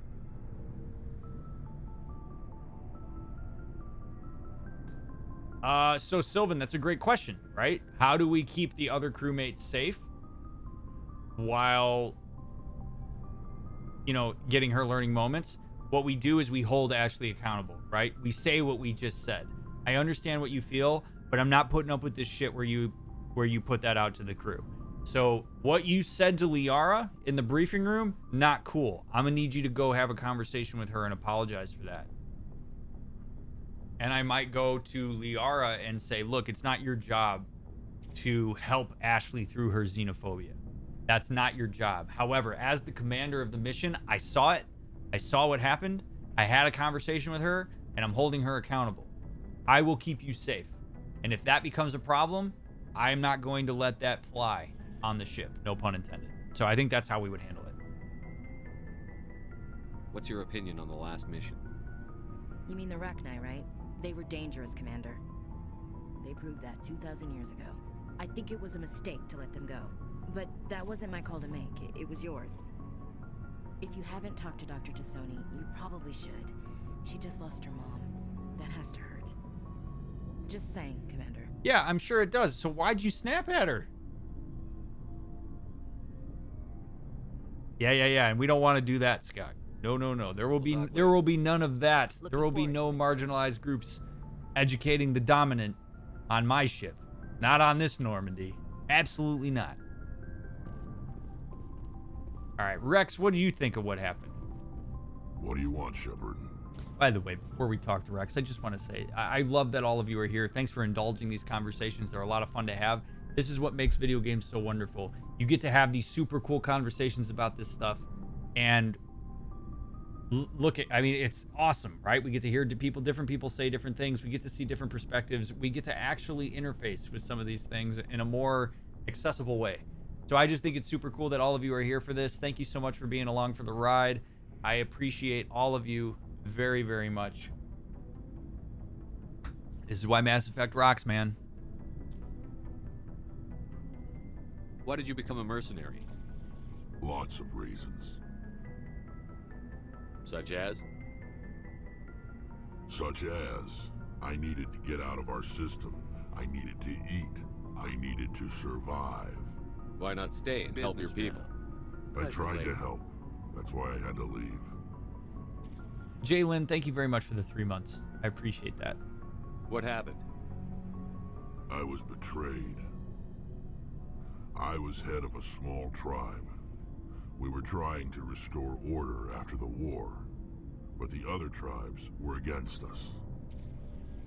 They followed Jared, one of the few warlords who survived the war with the Turians. But he was old, and so were his ideas. He wanted to continue the war. He wanted us to fight. Turians, Solarians, each other. It didn't matter who, as long as we were fighting. What did you want? I just wanted Jared to shut up, to stop his ranting. I wanted him to stop leading the tribes astray. But he couldn't understand how much things had changed. We didn't have the numbers to go to war. Even if we did, the genophage made sure we couldn't replenish our numbers fast enough. I told them all to forget about war. We needed to focus on breeding, at least for one generation. And for a while, we were getting through. Some of the tribes started coming around. I take it the warlord didn't appreciate that. No, he didn't. He arranged a crush with the tribes. A meeting on neutral ground. He wanted to talk. We met at the Hollows, near the graves of our ancestors. The skulls of our dead laid bare to remind us where we come from, and where we all go. It's as sacred as any Krogan place can be. Violence is forbidden. Which is saying something for the Krogan. It sounds like a trap to me. You must have suspected as much. I did. But when your father invites you to a crush... Oh shit, it's his dad? There are some laws that even we hold sacred. Jared was your father? He was. Until that day. We talked, but we didn't get anywhere. When it was clear that I wouldn't join him, he gave the signal. His men leapt from the graves of our ancestors like Krogan undead. The few that were loyal to me died quickly. I escaped with my life, but not before I sank my dagger deep into my father's chest. That is why I left, and that's why I'll never go back. Whoa.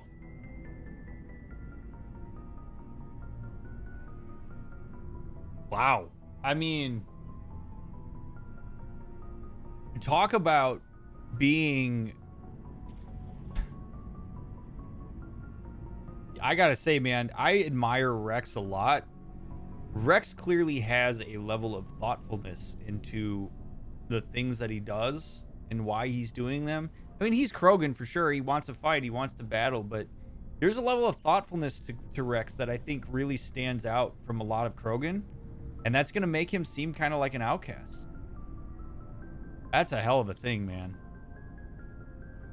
You must have family other than your father. Don't you miss them? You trying to make me cry, Shepard? I've got some unfinished business with my family, but that's all. What kind of business? Before I left, I made an oath to my father's father. I swore to recover my family's battle armor. It was taken from him after the uprising. Who has it? Originally, it was taken by the Turian military. We weren't allowed armor or weapons after the war. Now, it's in the hands of Ton Actus, a Turian scum who collects relics from the war.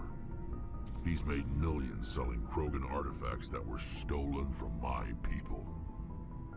He's got several bases where he stores his goods, all fortified and guarded. I just don't know which base has my family's armor. Just tell me where to start looking. I'll upload the data to your nav system. But Commander, I want to be there when you find him. So long, Rex. Shepard. Damn. Okay. Wow. All right, let's get these guys outfitted a little bit here.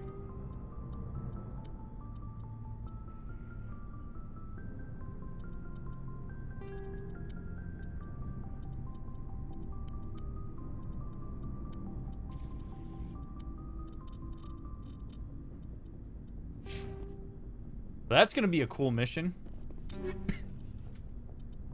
Or at least so it seems like it will be.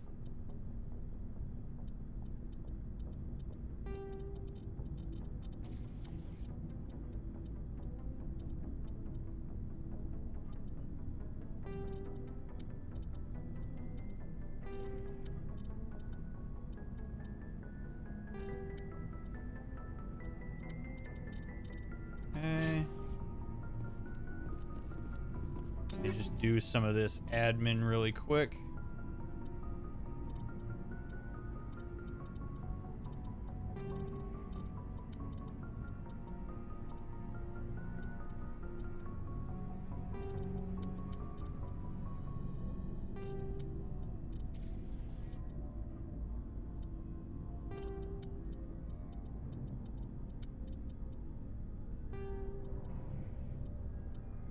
There we go. Rex looking fly. Garrus. Oh no, I legitimately, Pi. I'll be honest with you, I don't remember that mission at all. So I will be interested to see what happens. Like I really don't remember it. There are aspects of Mass Effect 1 that are a blur for me. It is kind of funny though. I could totally see why it sounded like I was forcing it.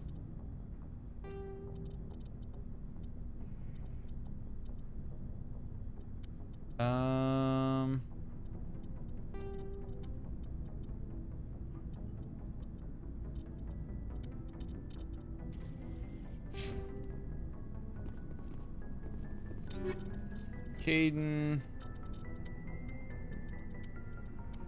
I mean, we'll deal with them later. Commander, good to see you. You've been with CSEC a while. Have you seen much action? Well, not as much as you, but yeah, I've seen some interesting things. I'll bet you have. Anything in particular that stands out? I remember this Solarian geneticist I was sent to investigate. That case was a bit disturbing. What happened? Why were you investigating them?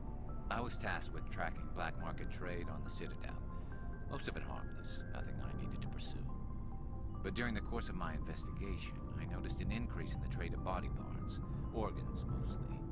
We usually get a few of those, but not the numbers I was seeing. We weren't sure if there was a new black market lab or if some freak was harvesting organs from citizens. Jeez. So what was it? Both, actually. But it took us a while to figure that out. So how did you figure out what was happening? First, we got a hold of a sample and ran DNA tests.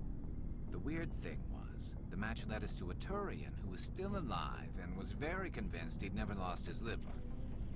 After a bit of digging, I discovered this Turian worked briefly for Dr. Salion, the geneticist. So I went to his lab hoping to find evidence of cloned organ development, but there was nothing.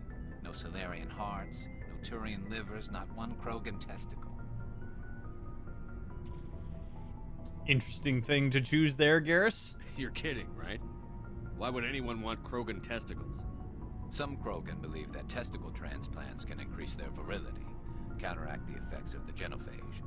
It doesn't work, but that doesn't stop them from buying. They'll pay up to 10,000 credits each. That's 40,000 for a full set. Somebody's making a killing out there. Go ahead and do that math, chat.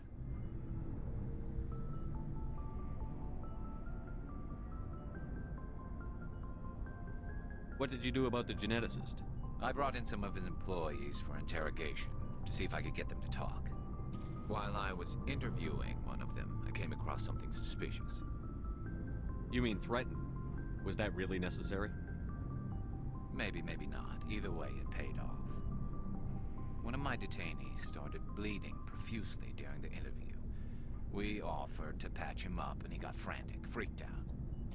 I ordered a full exam to find out what was going on. Our medics found incisions all over his body, some of them fresh. That was our big break. These people weren't just Dr. Salion's employees. They were test tubes. Walking, living test tubes. Yikes.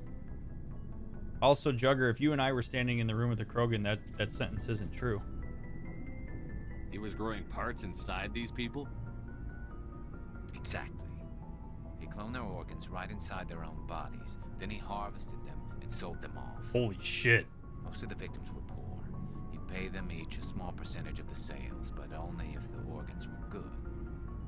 Sometimes an organ wouldn't grow properly, so he'd just leave it in them.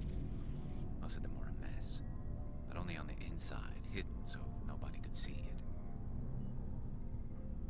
it. Yikes. Holy shit. I hope he got what he deserved. That's the worst part. We never caught him. Why not? What the hell happened? He ran, blew his lab, grabbed some of his employees, and headed for the nearest space dock. By the time I found out, his ship was already leaving. He threatened to kill his hostages if we tried to stop him.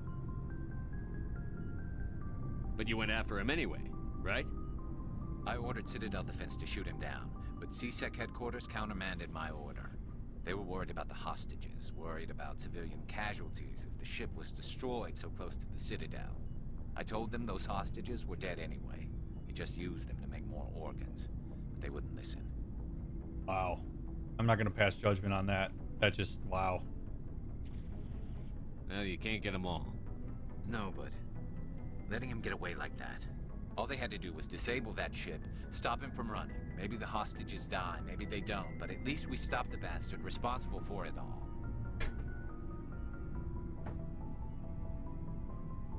I gotta say, I agree with Garrus on this. I really do. Like, if he's just gonna harvest those dudes anyway? A few casualties is a small price to pay to stop someone like that. Yeah, exactly. I mean, those hostages might be wishing they'd died by now anyway. Just wish I could have stopped him. That's all. Do you have any idea what happened to Dr. Salion? I sent out feelers from time to time, hoping to find something. I thought I'd found him a while back. He changed ships and changed his name to Dr. Hart, his idea of a joke, I guess. I told the military, but they weren't convinced it was him. I got the transponder frequency for his new ship, but I just can't get anyone to check it out. Ooh, I think we go find the bastard. I'll check out the coordinates when I get a chance. I was hoping you'd say that, but Commander, take me with you when you go. If it's Salion, I want to be there when you find him. Hey. All right. All right. So we got a mission from Rex. We got a mission from Garrus. Looking for supplies? Let's see what you've got. You bet, Commander. Ooh.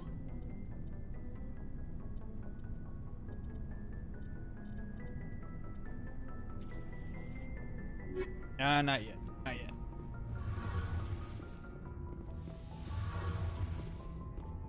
I don't know if they're loyalty missions, at least so much as just missions.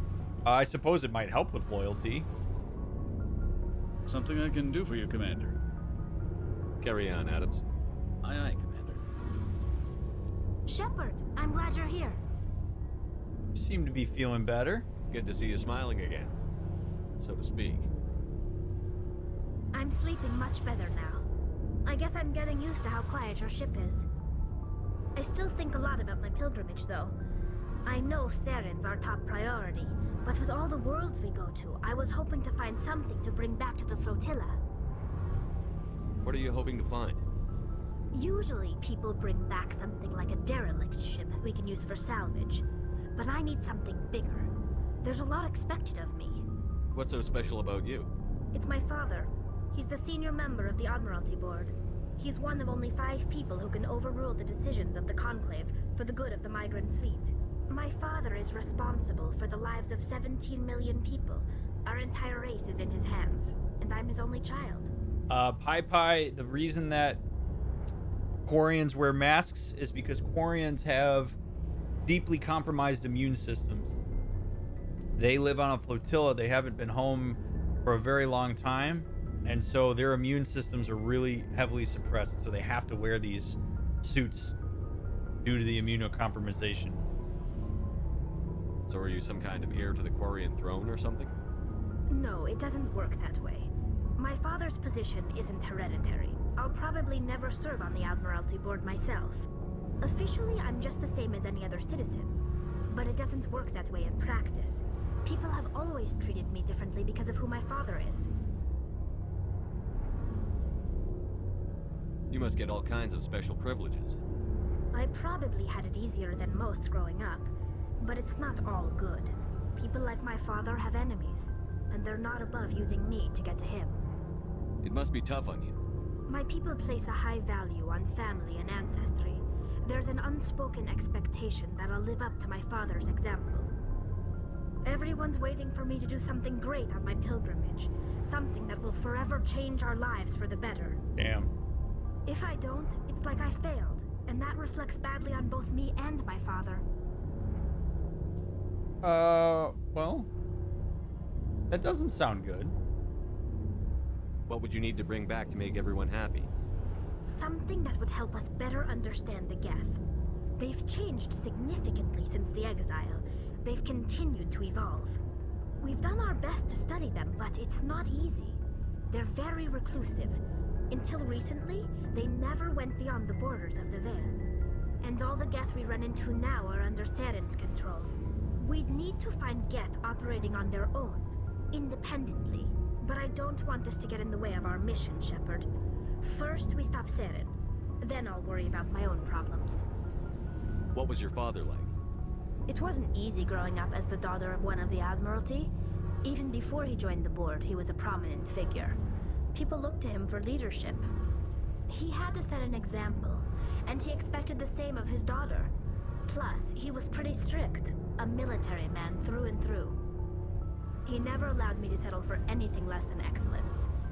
As a kid, I sometimes felt like he was pushing me too hard. But now I'm old enough to appreciate what he taught me. The world doesn't owe us anything. If we want something in life, we have to earn it. Sounds like a tough upbringing. You don't resent your father at all? Damn, Shepard. Like I said, it wasn't easy. My father's not the kind of person you bond with. And he wasn't around all that much. Too busy. People counted on him, and he took his duties seriously. Even when he was around, he always seemed a bit distant.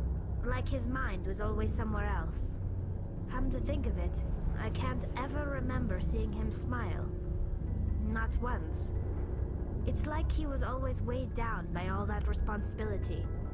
I mean, I know he cares about me, but he never really showed it, not in the usual way. I guess the best thing I can say about my father is that I respect him.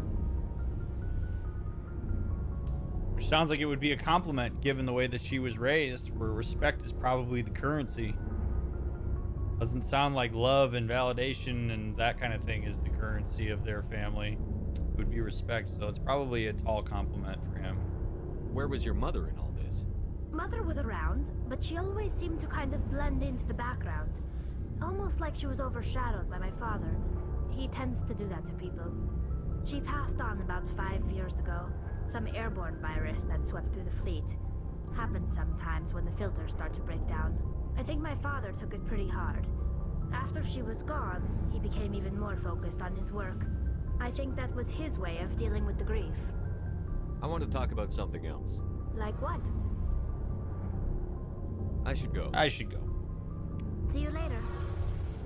All right, so no mission from her, but we got a little bit of background on her family, which is interesting. I didn't realize that we've got Quarian royalty aboard. Good for her for, trying to branch out. That's got to be hard, though, with all those expectations. All right, let's go talk to Liara. Let's go see how she's doing. This is going to be a big conversation here. She literally just watched her mother die.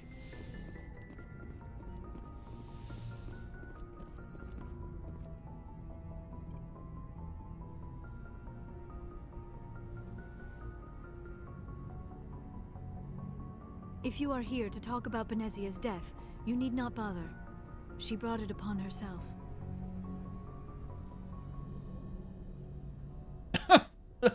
Okay. So you don't feel bad about it?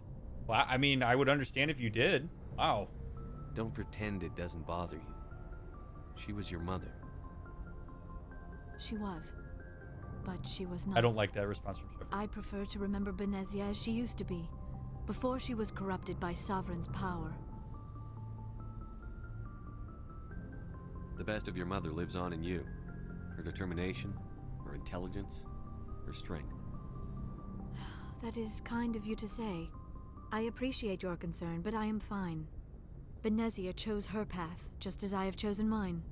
I am with you until the end, Shepard. Do you know why Benezia joined up with Saren? Benezia was swept up in events beyond her control and lost herself.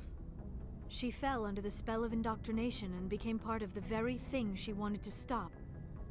But I will remember and honor how she lived, not how she died. My mother was strong, kind, and beautiful, and now she is gone. you going to be okay? You are kind to ask, Shepard. I do miss her, and I grieve for what happened to her. But I will not let my grief interfere with what we are trying to accomplish. Hey, that's kind of cool. I mean, it sounds like she's willing to do with this what's meaningful for her, and she's focusing on going forward. She's allowing her mom to live on in her in the way that she wants it to, and I think that's kind of cool. You know, sometimes there's a tendency when people die to go in either in the all good or all bad route. I think you can acknowledge the good while also holding accountable for the bad. And one of the cool things, it sounds weird to say it this way, but one of the cool things about the death of a loved one like that is you get to decide what parts you want to carry on. You can't possibly carry on the entirety of a person. You can carry on as much nuance as you want, but if that's the way that she's going to take this forward, and she's going to remember that aspect of it, and then she's going to focus her energy on the mission, more power to her. I got no problem with that. I'd like to know more about the Asari. We were the first species to discover the Citadel. We were instrumental in forming the Council, and we always strive to be the voice of peaceful cooperation in galactic disputes. My people believe we are all part of a single galactic community. Each species contributes something to the greater whole. Although we seek to understand other species, it seems few of them seek to understand us. The galaxy is filled with rumors and misinformation about my people. A perfect juxtaposition. The perfect juxtaposition. Ashley's response versus hers, right? Like what? Most of the inaccuracies are centered around our mating rituals. My species is monogendered. Male and female have no real meaning for us. We still require a partner to reproduce. This second parent, however, may be of any species and any gender.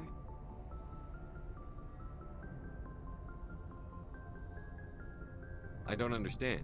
Your species can mate with anyone? And go find the others. Mating is not No one quite the steals proper my shit. term, not as Not you even understand me. it. Physical contact may or may not be involved, but it is not an essential element of the union. The true connection is mental. Our physiology allows us to meld with other beings. We can touch the very depths of their minds. We explore the genetic memory of their species. We share the most basic elements of their individual and racial identities. We then pass these traits on to our daughters. It is Pleasure how we later. learn to grow as a species and how we develop a greater understanding of other races. Damn. All right. Hey, Comedy of Love. Thank you for the raid, friend. Welcome in. It's very nice to meet you. Those of you coming along with Comedy of Love. Hi, I'm Dr. Mick. I'm a licensed couple and family therapist, and I have a PhD in human development. And this is Game Sessions with a Therapist, where we play cool games like Mass Effect. We talk about mental health, psychology, therapy, and more in an effort to destigmatize those things and bring information to people who wouldn't otherwise have it in a responsible and ethical way. I do not do therapy on stream, but I do answer questions related to mental health. You can ask at any time, and I will answer. You can tag me in chat. But welcome in, friends. We are playing Mass Effect. Good morning. This is my 10th run through the Mass Effect trilogy, but I'm acting as if it is my first. We're doing it as a blind playthrough, so please no spoilers in chat. And I hope you had a great stream, Comedy. I've got a PhD in marriage and family, but not licensed or as impressive as you. Oh, hey, it's not a competition. That's cool that you have a doctorate. That's a big deal. Ain't a competition, but good for you. It's great to meet fellow mental health practitioners on Twitch, so thank you so much for bringing people my way. Mojo, good to see you, buddy. Thank you for... It sounds like you might have put my name in the pot. Thank you very much for doing that. Hippie Elf, thank you for the follow. And Mojo, thank you for the 3 months. I appreciate that. Zoiku, good to see you, friend. Kezriax, hello. Anybody else coming along? Good to see you, friends. We are enjoying ourselves. Strap in. I'm over analyzing everything. So when we have conversations in game, I'm analyzing everything to the nines, using them as teachable moments, things like that. So if that's your jam, go ahead and join us. By the way, if you do not follow me on YouTube, Twitter, Instagram, or TikTok, please shoot me a follow on those. It's a great way to support the stream. Also, you have quality mental health content coming at you on the daily. I encourage you to check those out. It's way fun to have someone doing what I'm doing. Thanks for leading the way. Well, that's very kind of you to say, Comedy of Love. Thank you for doing what you do. So we're currently talking to Liara, whose mother we just killed, unfortunately. and we're kind of processing that grief with her. Wow, thank you for that. Jeez, you're gonna raid me and then gift 5 subs? That's ridiculously generous of you, Comedy of Love. Thank you. Glad to bring him over. Thanks, thank you for doing that, Mojo. All right. So we're learning about Asari mating. Oh. Thank you, Comedy. Have a good one. What happens to your partner after the union? Every relationship is different. Some unions are a single encounter with both parents parting ways afterwards. Others can be more long-term. Sometimes an Asari and her partner will stay together for many decades.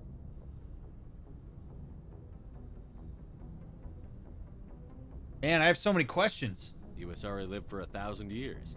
What happens when your partner dies? Few sapient species live as long as my kind. We have learned to take a philosophical approach to our unions. We do not focus on the inevitable loss of our partners. Instead, we enjoy the time we spend with them. And even after they're gone, a part of them lives on in us. The union is a connection that transcends both time and space. That's cool as hell. Presents, baby. Enjoy what you've got. I love that. Sylvan, thank you for gifting that sub to Comedy of Love. I appreciate that, friend. Also, thanks for the hype train, fam. Do you know who Matriarch Benezia chose as her partner? She rarely spoke of her partner. Though I know my father, if you want to use that term, was another Asari. I thought you always needed another species to serve as one of the parents. Think about it, Shepard. If we were not able to mate with our own species, we would have died out long before we ever mastered spaceflight and left our homeworld. Union with our own kind is no longer common, not for the purposes of reproduction. Most Asari believe it weakens our species. Asari daughters inherit racial traits from the father species. If both parents are Asari, then nothing has been gained, or so conventional wisdom would hold. I am what is sometimes called a pureblood. Though no Asari would ever be cruel enough to say the word to my face, it is a great insult among my people. It is possible Benezia's partner was embarrassed by their union. She may have been too ashamed to publicly acknowledge me as her offspring. Woo! All right, so they're all about interracial mating. Jeez. Maybe she wanted to meet you but couldn't. Something could have happened to her. Maybe she passed away. You might be right. I hope you are. But I have no way to know for sure. Benezia never spoke of her partner. Whatever happened, it caused her too much pain to dwell on it. She raised me by herself, though that is not uncommon. Many Asari raise their children alone, particularly if the father species is short-lived. Often the partner will pass on long before the child reaches maturity. I should go. Goodbye, Commander. And that was cool to learn about. Lip syncing in this game is really good. Yeah. This game came out in 2007. Yes, Commander? Is there something you need? I should go. Goodbye, Commander. All right, let's see what Caden's got to say. We're making the rounds, chat. We just did a big major mission, so I want to hear what everybody's got to say.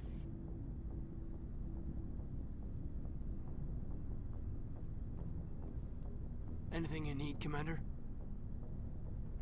Just trying to get a sense of where the crew's at. Thoughts? Well, they know about the stonewalling you've had from the Council. They deserve to know what we're up against. They're on your side. They're pissed about the resistance we're getting, especially from our side. I'll have a better handle on all of it when my head stops hurting. Another L2 flare-up.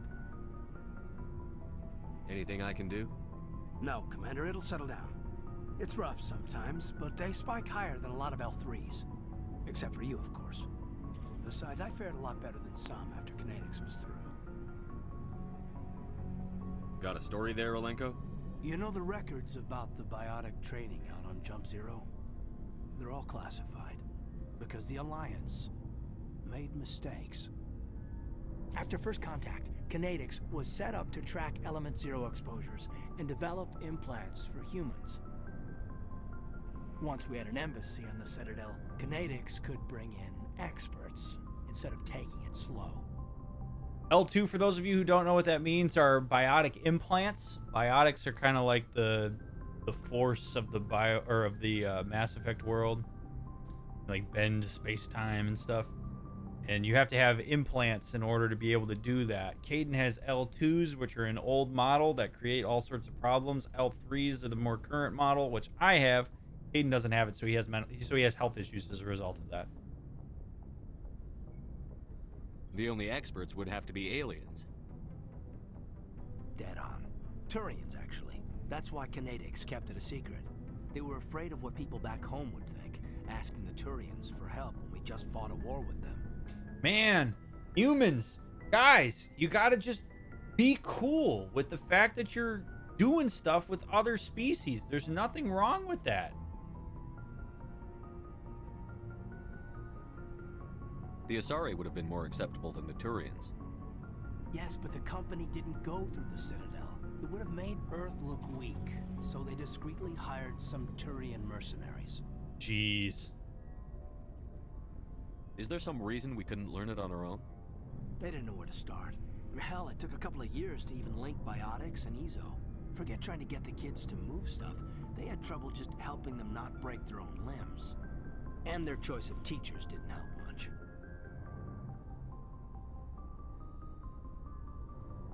Get your knuckles rapped a few times, Lieutenant?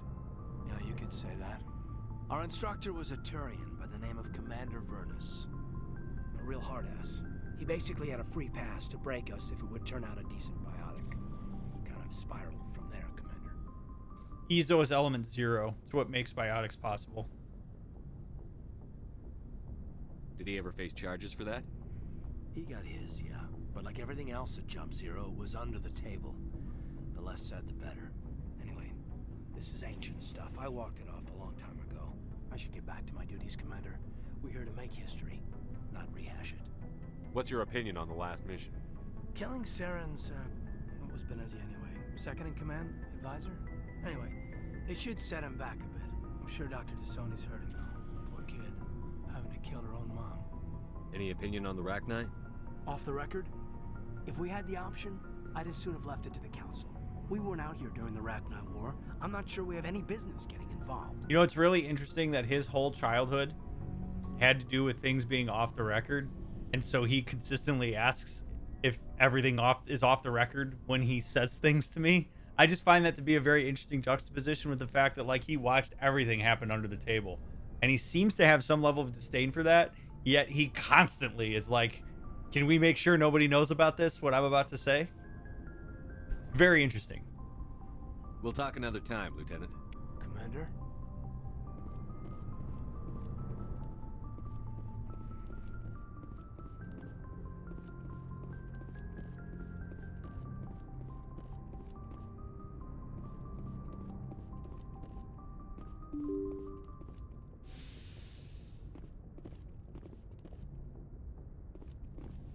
Yes, Commander?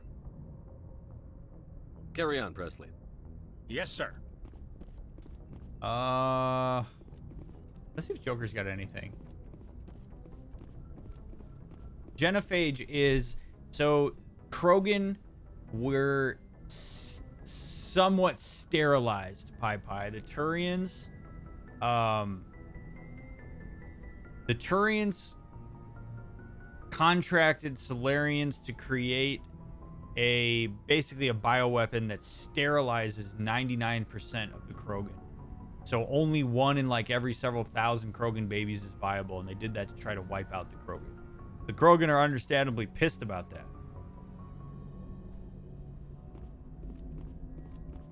Boy, am I glad to be off of Novaria. I don't know which was worse, the cold or the corporations. One will freeze your balls off, the other will sell them out from under you. With all due respect, Commander.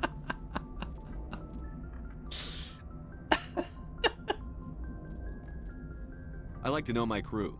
Mind if I ask you a few questions? I can see where this is going. You want... I already did this. I already did this. I already did this. La la la la la. Put the Normandy in my hands and I'll I have to go. All right, see ya. I gotta go. All right.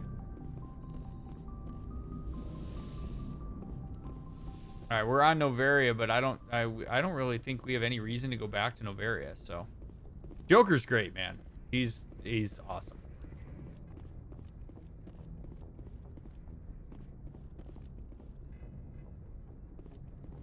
Good timing, Commander. We got a transmission coming in from the Citadel. Top priority clearance. Is it the ambassador? It's not his signature. I think it's from the Council. I'll patch it through to the comm room. The comm room? Oh, shit. This is how you know it's serious.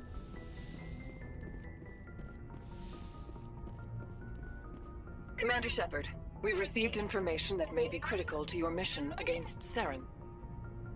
What kind of information? We've received an urgent message from one of our infiltration regiments in the Traverse. I'm listening. We currently have several infiltration units scattered throughout the border regions of Citadel space. This particular unit was gathering intel on Saren. What did they find? Unfortunately, the message we received was little more than static. The infiltration team must be in a situation where they can't set up proper interstellar communications. But the message was sent on a channel reserved for mission-critical communications. Whatever they were trying to tell us, we know it was important. Considering your interest in Saren, we thought you might want to investigate this. Find out what happened to our team. The signal originated from the planet Vermeer. I'll look into it. The Council prefers not to become involved in the specifics of Spectre activities. We only want you to be aware of all your options, including Vermeer. Good luck, Commander Shepard. We will keep you advised if we learn anything else. Okay. Sounds like we got options. I gotta pee. Alrighty.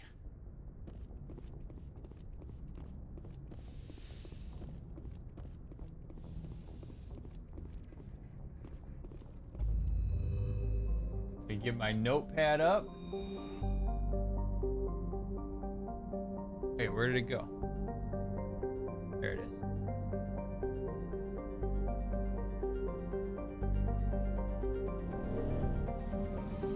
All right, so PAX is done. Horsehead Nebula.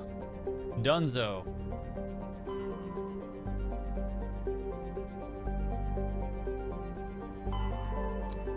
We've got...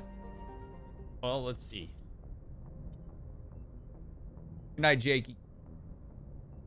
Rex family armor. Wow, y'all want me to... Oh, yeah, this map's huge. All right, get Rex family armor. Find the Turian who stole Rex's family armor. He's hiding at a base somewhere in the Argus Row cluster. Later, Smizzles. Thank you all for being here, by the way. I really do appreciate all of you hanging out tonight, spending time here. I hope you're enjoying the run as much as I am. It's a blast to have you here to chat with. All right, we're going to Argus Row.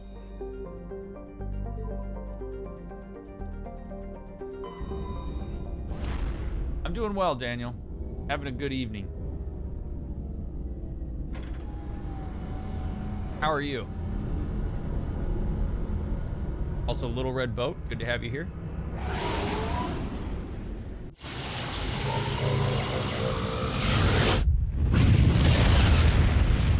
Never gets old, ever. All right, so Argus Row.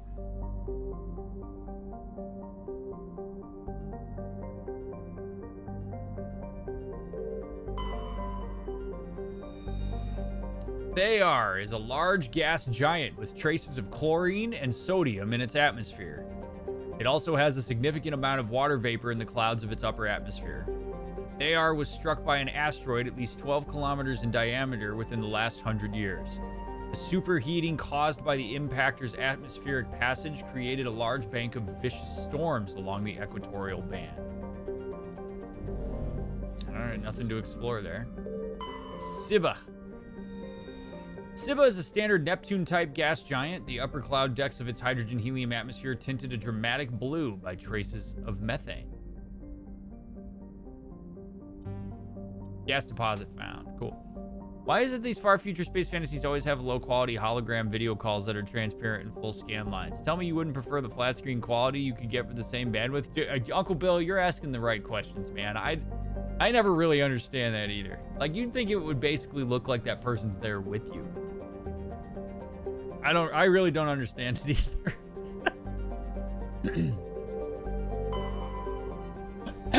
Canrum. Canrum is a small rocky world with a trace atmosphere of methane and krypton. Its surface is mainly composed of magnesium and silicates with deposits of carbon. Canrum was the site of the warlord Shager's defeat by Turian peacekeeping forces during the Krogan rebellions. While this band was not especially powerful, Shager was a female warlord and one of the few remaining fertile females at that. She had, through viciousness and cunning, parlayed her unique value into a position of power.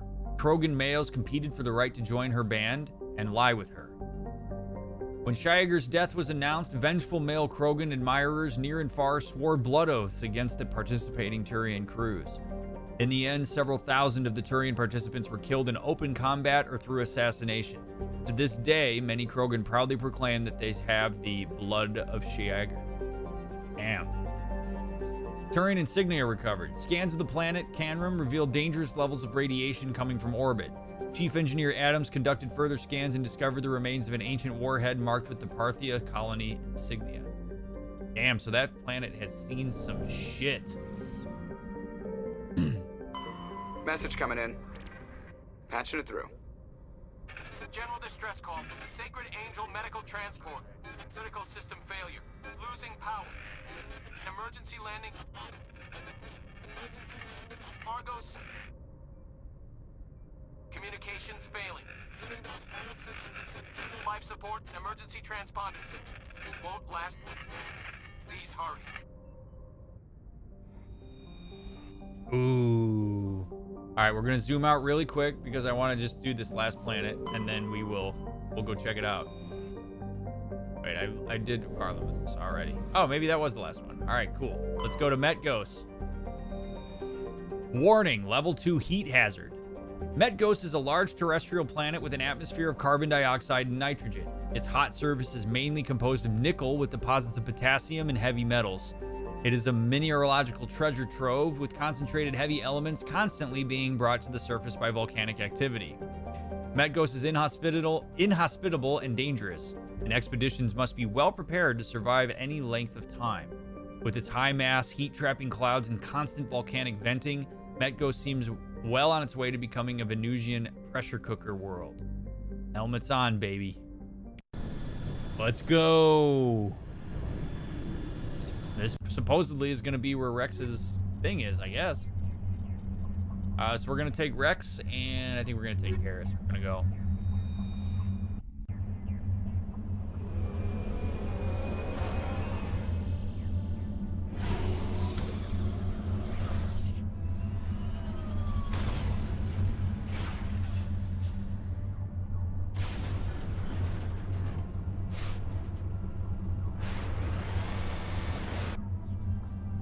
All right, so we have an anomaly, a transponder signal, and debris. Let's go knock out the anomaly first. Holy shit. This planet is treacherous looking.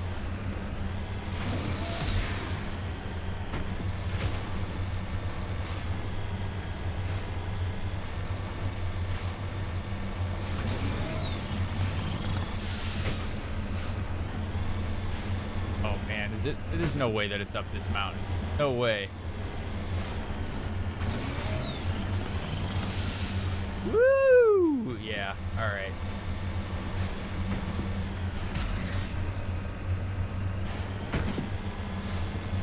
Let's go.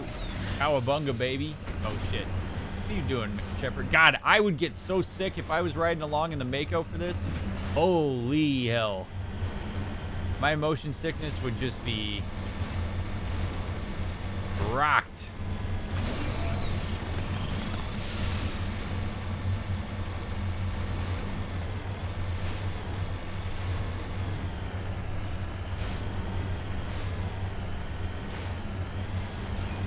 Oh man, this planet sucks.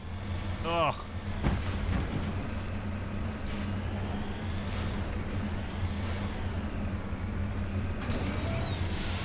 Come on, Mako. All right. Random ass thing down here. Random dead body. Turian corpse. Turian insignia recovered. While searching the wreckage, you found a very old letter stamped with the Gothis colony insignia. Unfortunately, the text is indecipherable. All right. We got good coin for that, though. I'd probably having a panic attack if I was inside it. Oh, yeah. Me too. Me too. Absolutely. Has your vertigo been better lately? This isn't likely to set it off? No. If I was playing in VR, it could. But my vertigo's been okay lately. I actually have not had a spell. That's very kind of you to ask, Sylvan.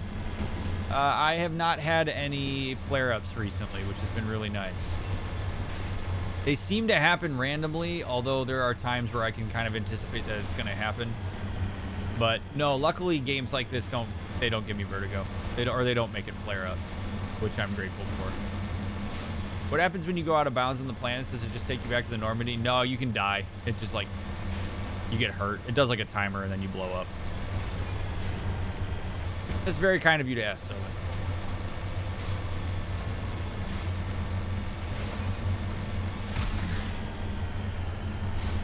All right, we got a nice material over here for us to go check out.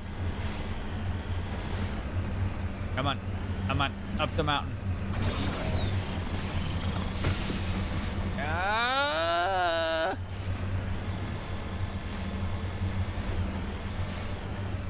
Cover me. Let's get moving.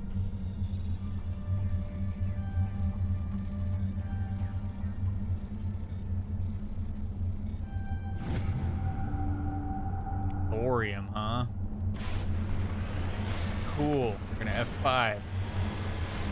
So I don't have to do all that shit again. The signal must be coming from there. Careful, Shepard. I've got a bad feeling. Yeah, it's a trap!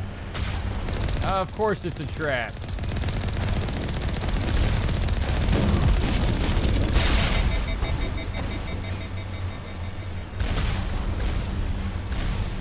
That's all right, though. We'll be fine.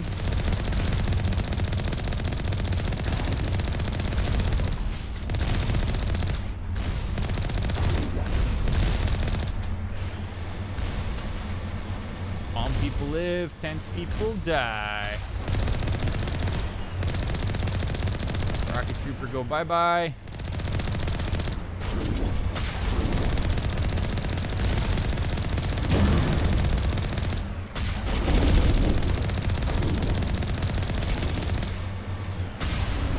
There we go.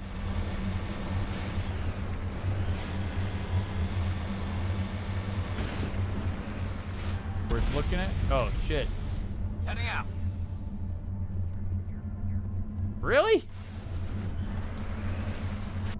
That's it, huh? I mean, I don't even know if the debris is worth going to.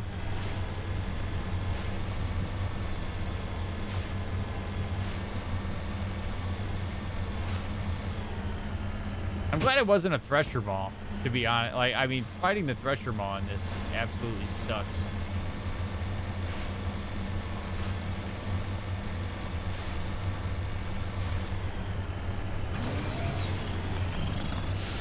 Come on, Mako. Come on, baby.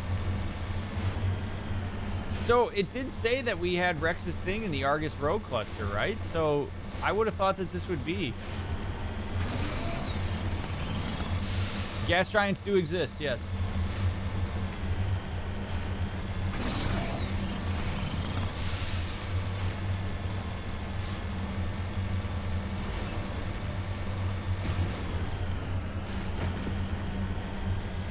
So far, we haven't found one we could go to, though. Yeah. Got it.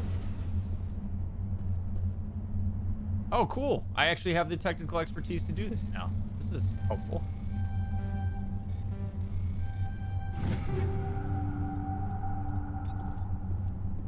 Okay. Well.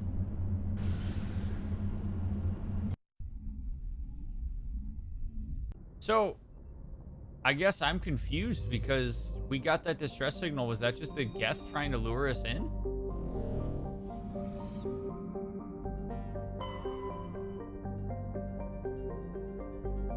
Oh, there's another solar system. All right, Phoenix. Let's go to Phoenix. I'll bet it's hot there.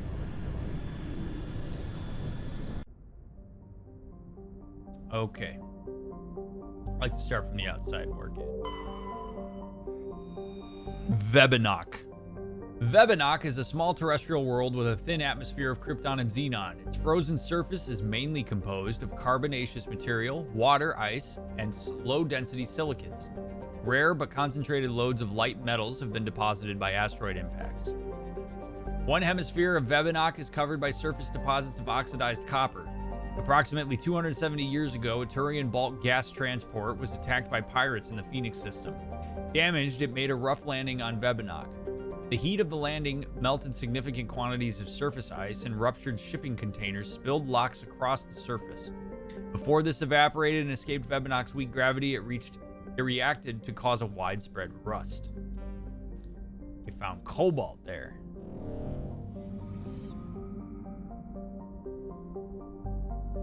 Anything in this asteroid belt? Nope. Tuntaw. Tuntaw is an enormous low-density terrestrial planet. Okay, cool. We can land on that, so we're going to wait.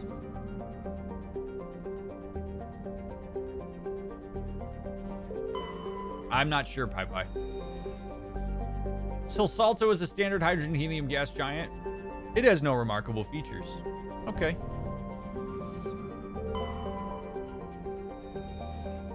Patashi is a sun-blasted terrestrial world whose atmosphere was blasted away millennia ago by the star Phoenix. The surface is scorching hot and mainly composed of iron with deposits of tin.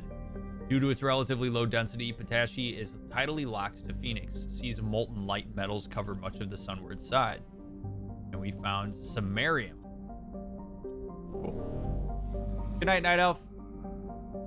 Thank you as always for being here, friend. All right, here we go. Tuntaw is an enormous low-density terrestrial planet with a thick atmosphere of methane and helium. Despite being nearly 20 AU from Phoenix, the star's great heat and the insulating thickness of the atmosphere make the surface surprisingly temperate. The crust is mainly composed of sodium and silicon dioxide with deposits of various light metals. While Tuntaw is not habitable, the relative pleasantness of the surface conditions make it a popular location for small ships traveling through the Argus Row cluster to land for drive discharge. Let's go. Yeah, right, hippie? You feel bad for that planet, right?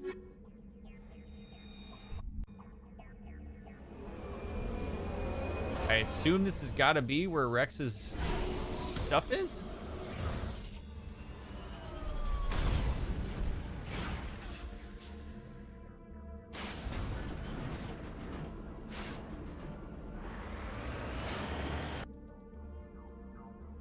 Hidden structure and an anomaly. Let's go hit up the anomaly. And we'll go back. This planet's cool. What's up, Zirkus? I'm one of the normal people here with no mental health issues. My other personalities keep telling me that they do not know what they're talking about. I can't tell if that's a joke, but mental health jokes aren't generally kosher around here, Zirkus.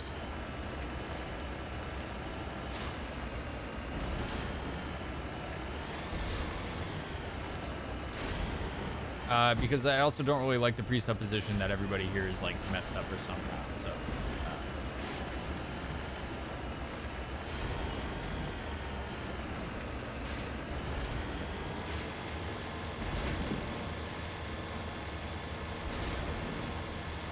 Ooh, what is this?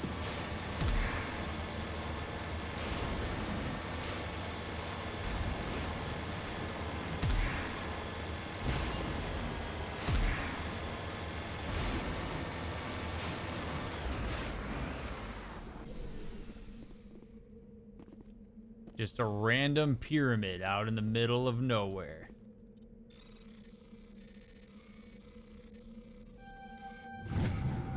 You found one of Matriarch Dillinaga's writings on this body. It's possible the writings came from the nearby ruins. Well, let's go check out the nearby ruins.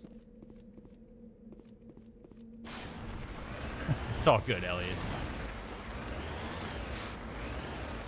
You can make jokes, but it's just those kind of not... They're kind of in poor taste.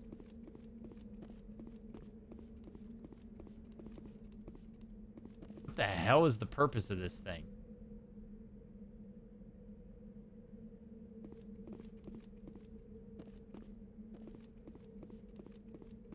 So quiet.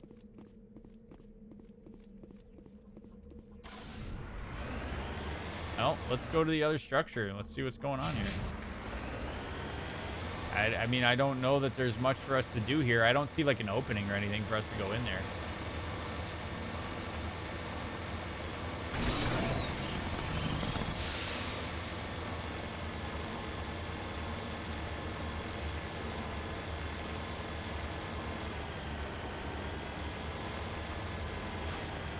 And up we go. At least these mountains are a lot easier to climb than on the other planet.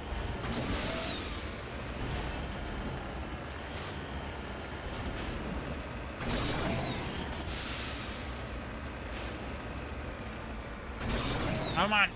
Come on, Mako. There we go.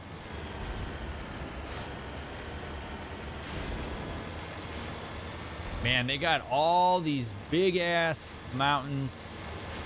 And I love the attention to detail. And, like, I love how big BioWare made these planets. And you just drive around on them. And, like, there's so little to do on them. I wish somebody would make... I mean, I guess No Man's Sky kind of does what... But even still, even No Man's Sky planets are so desolate. Someday I hope that there's a game that makes it so that these planets are not all one biome. And so there's like cities and stuff and you can just go and explore. I hope I'm alive for the day that we get an RPG that's that involved. It really was pointless. Like just driving around being like, man, what else is on here? I mean, look at all the time and effort and work that went into creating these planets. Like, they had to map the surface. So much of it that people just didn't even go look at. I just think that's incredible stuff. Alrighty.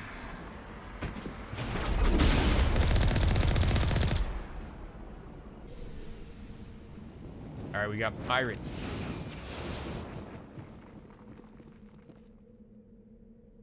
Alright, fellas.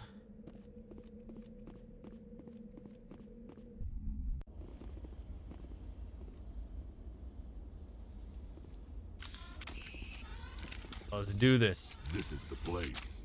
My armor's here somewhere. Well, let's find it.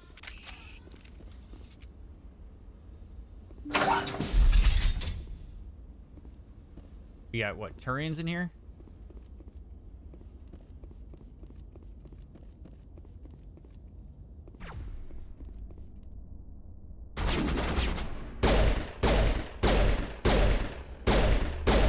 Are humans? No shit. Let's go, Shoddy.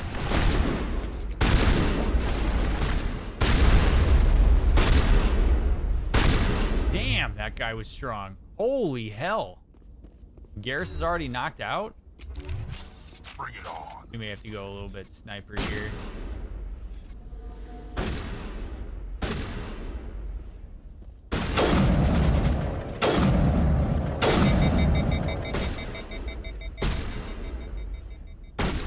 Yeah, that pirate wasn't messing around, that's for sure.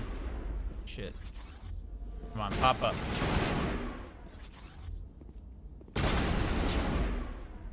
Pop up.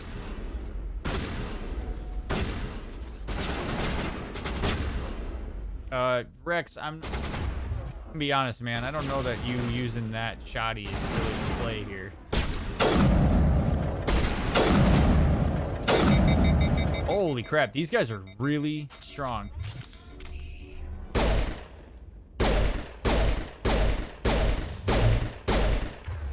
Let's warp him.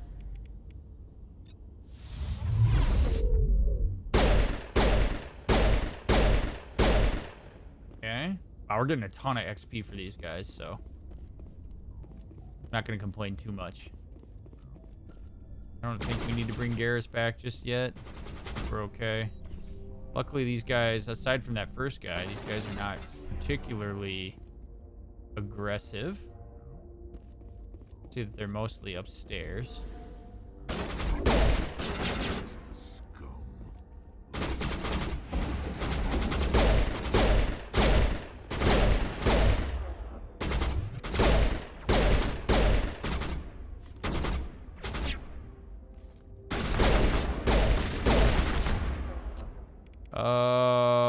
Warp him. on, Rex.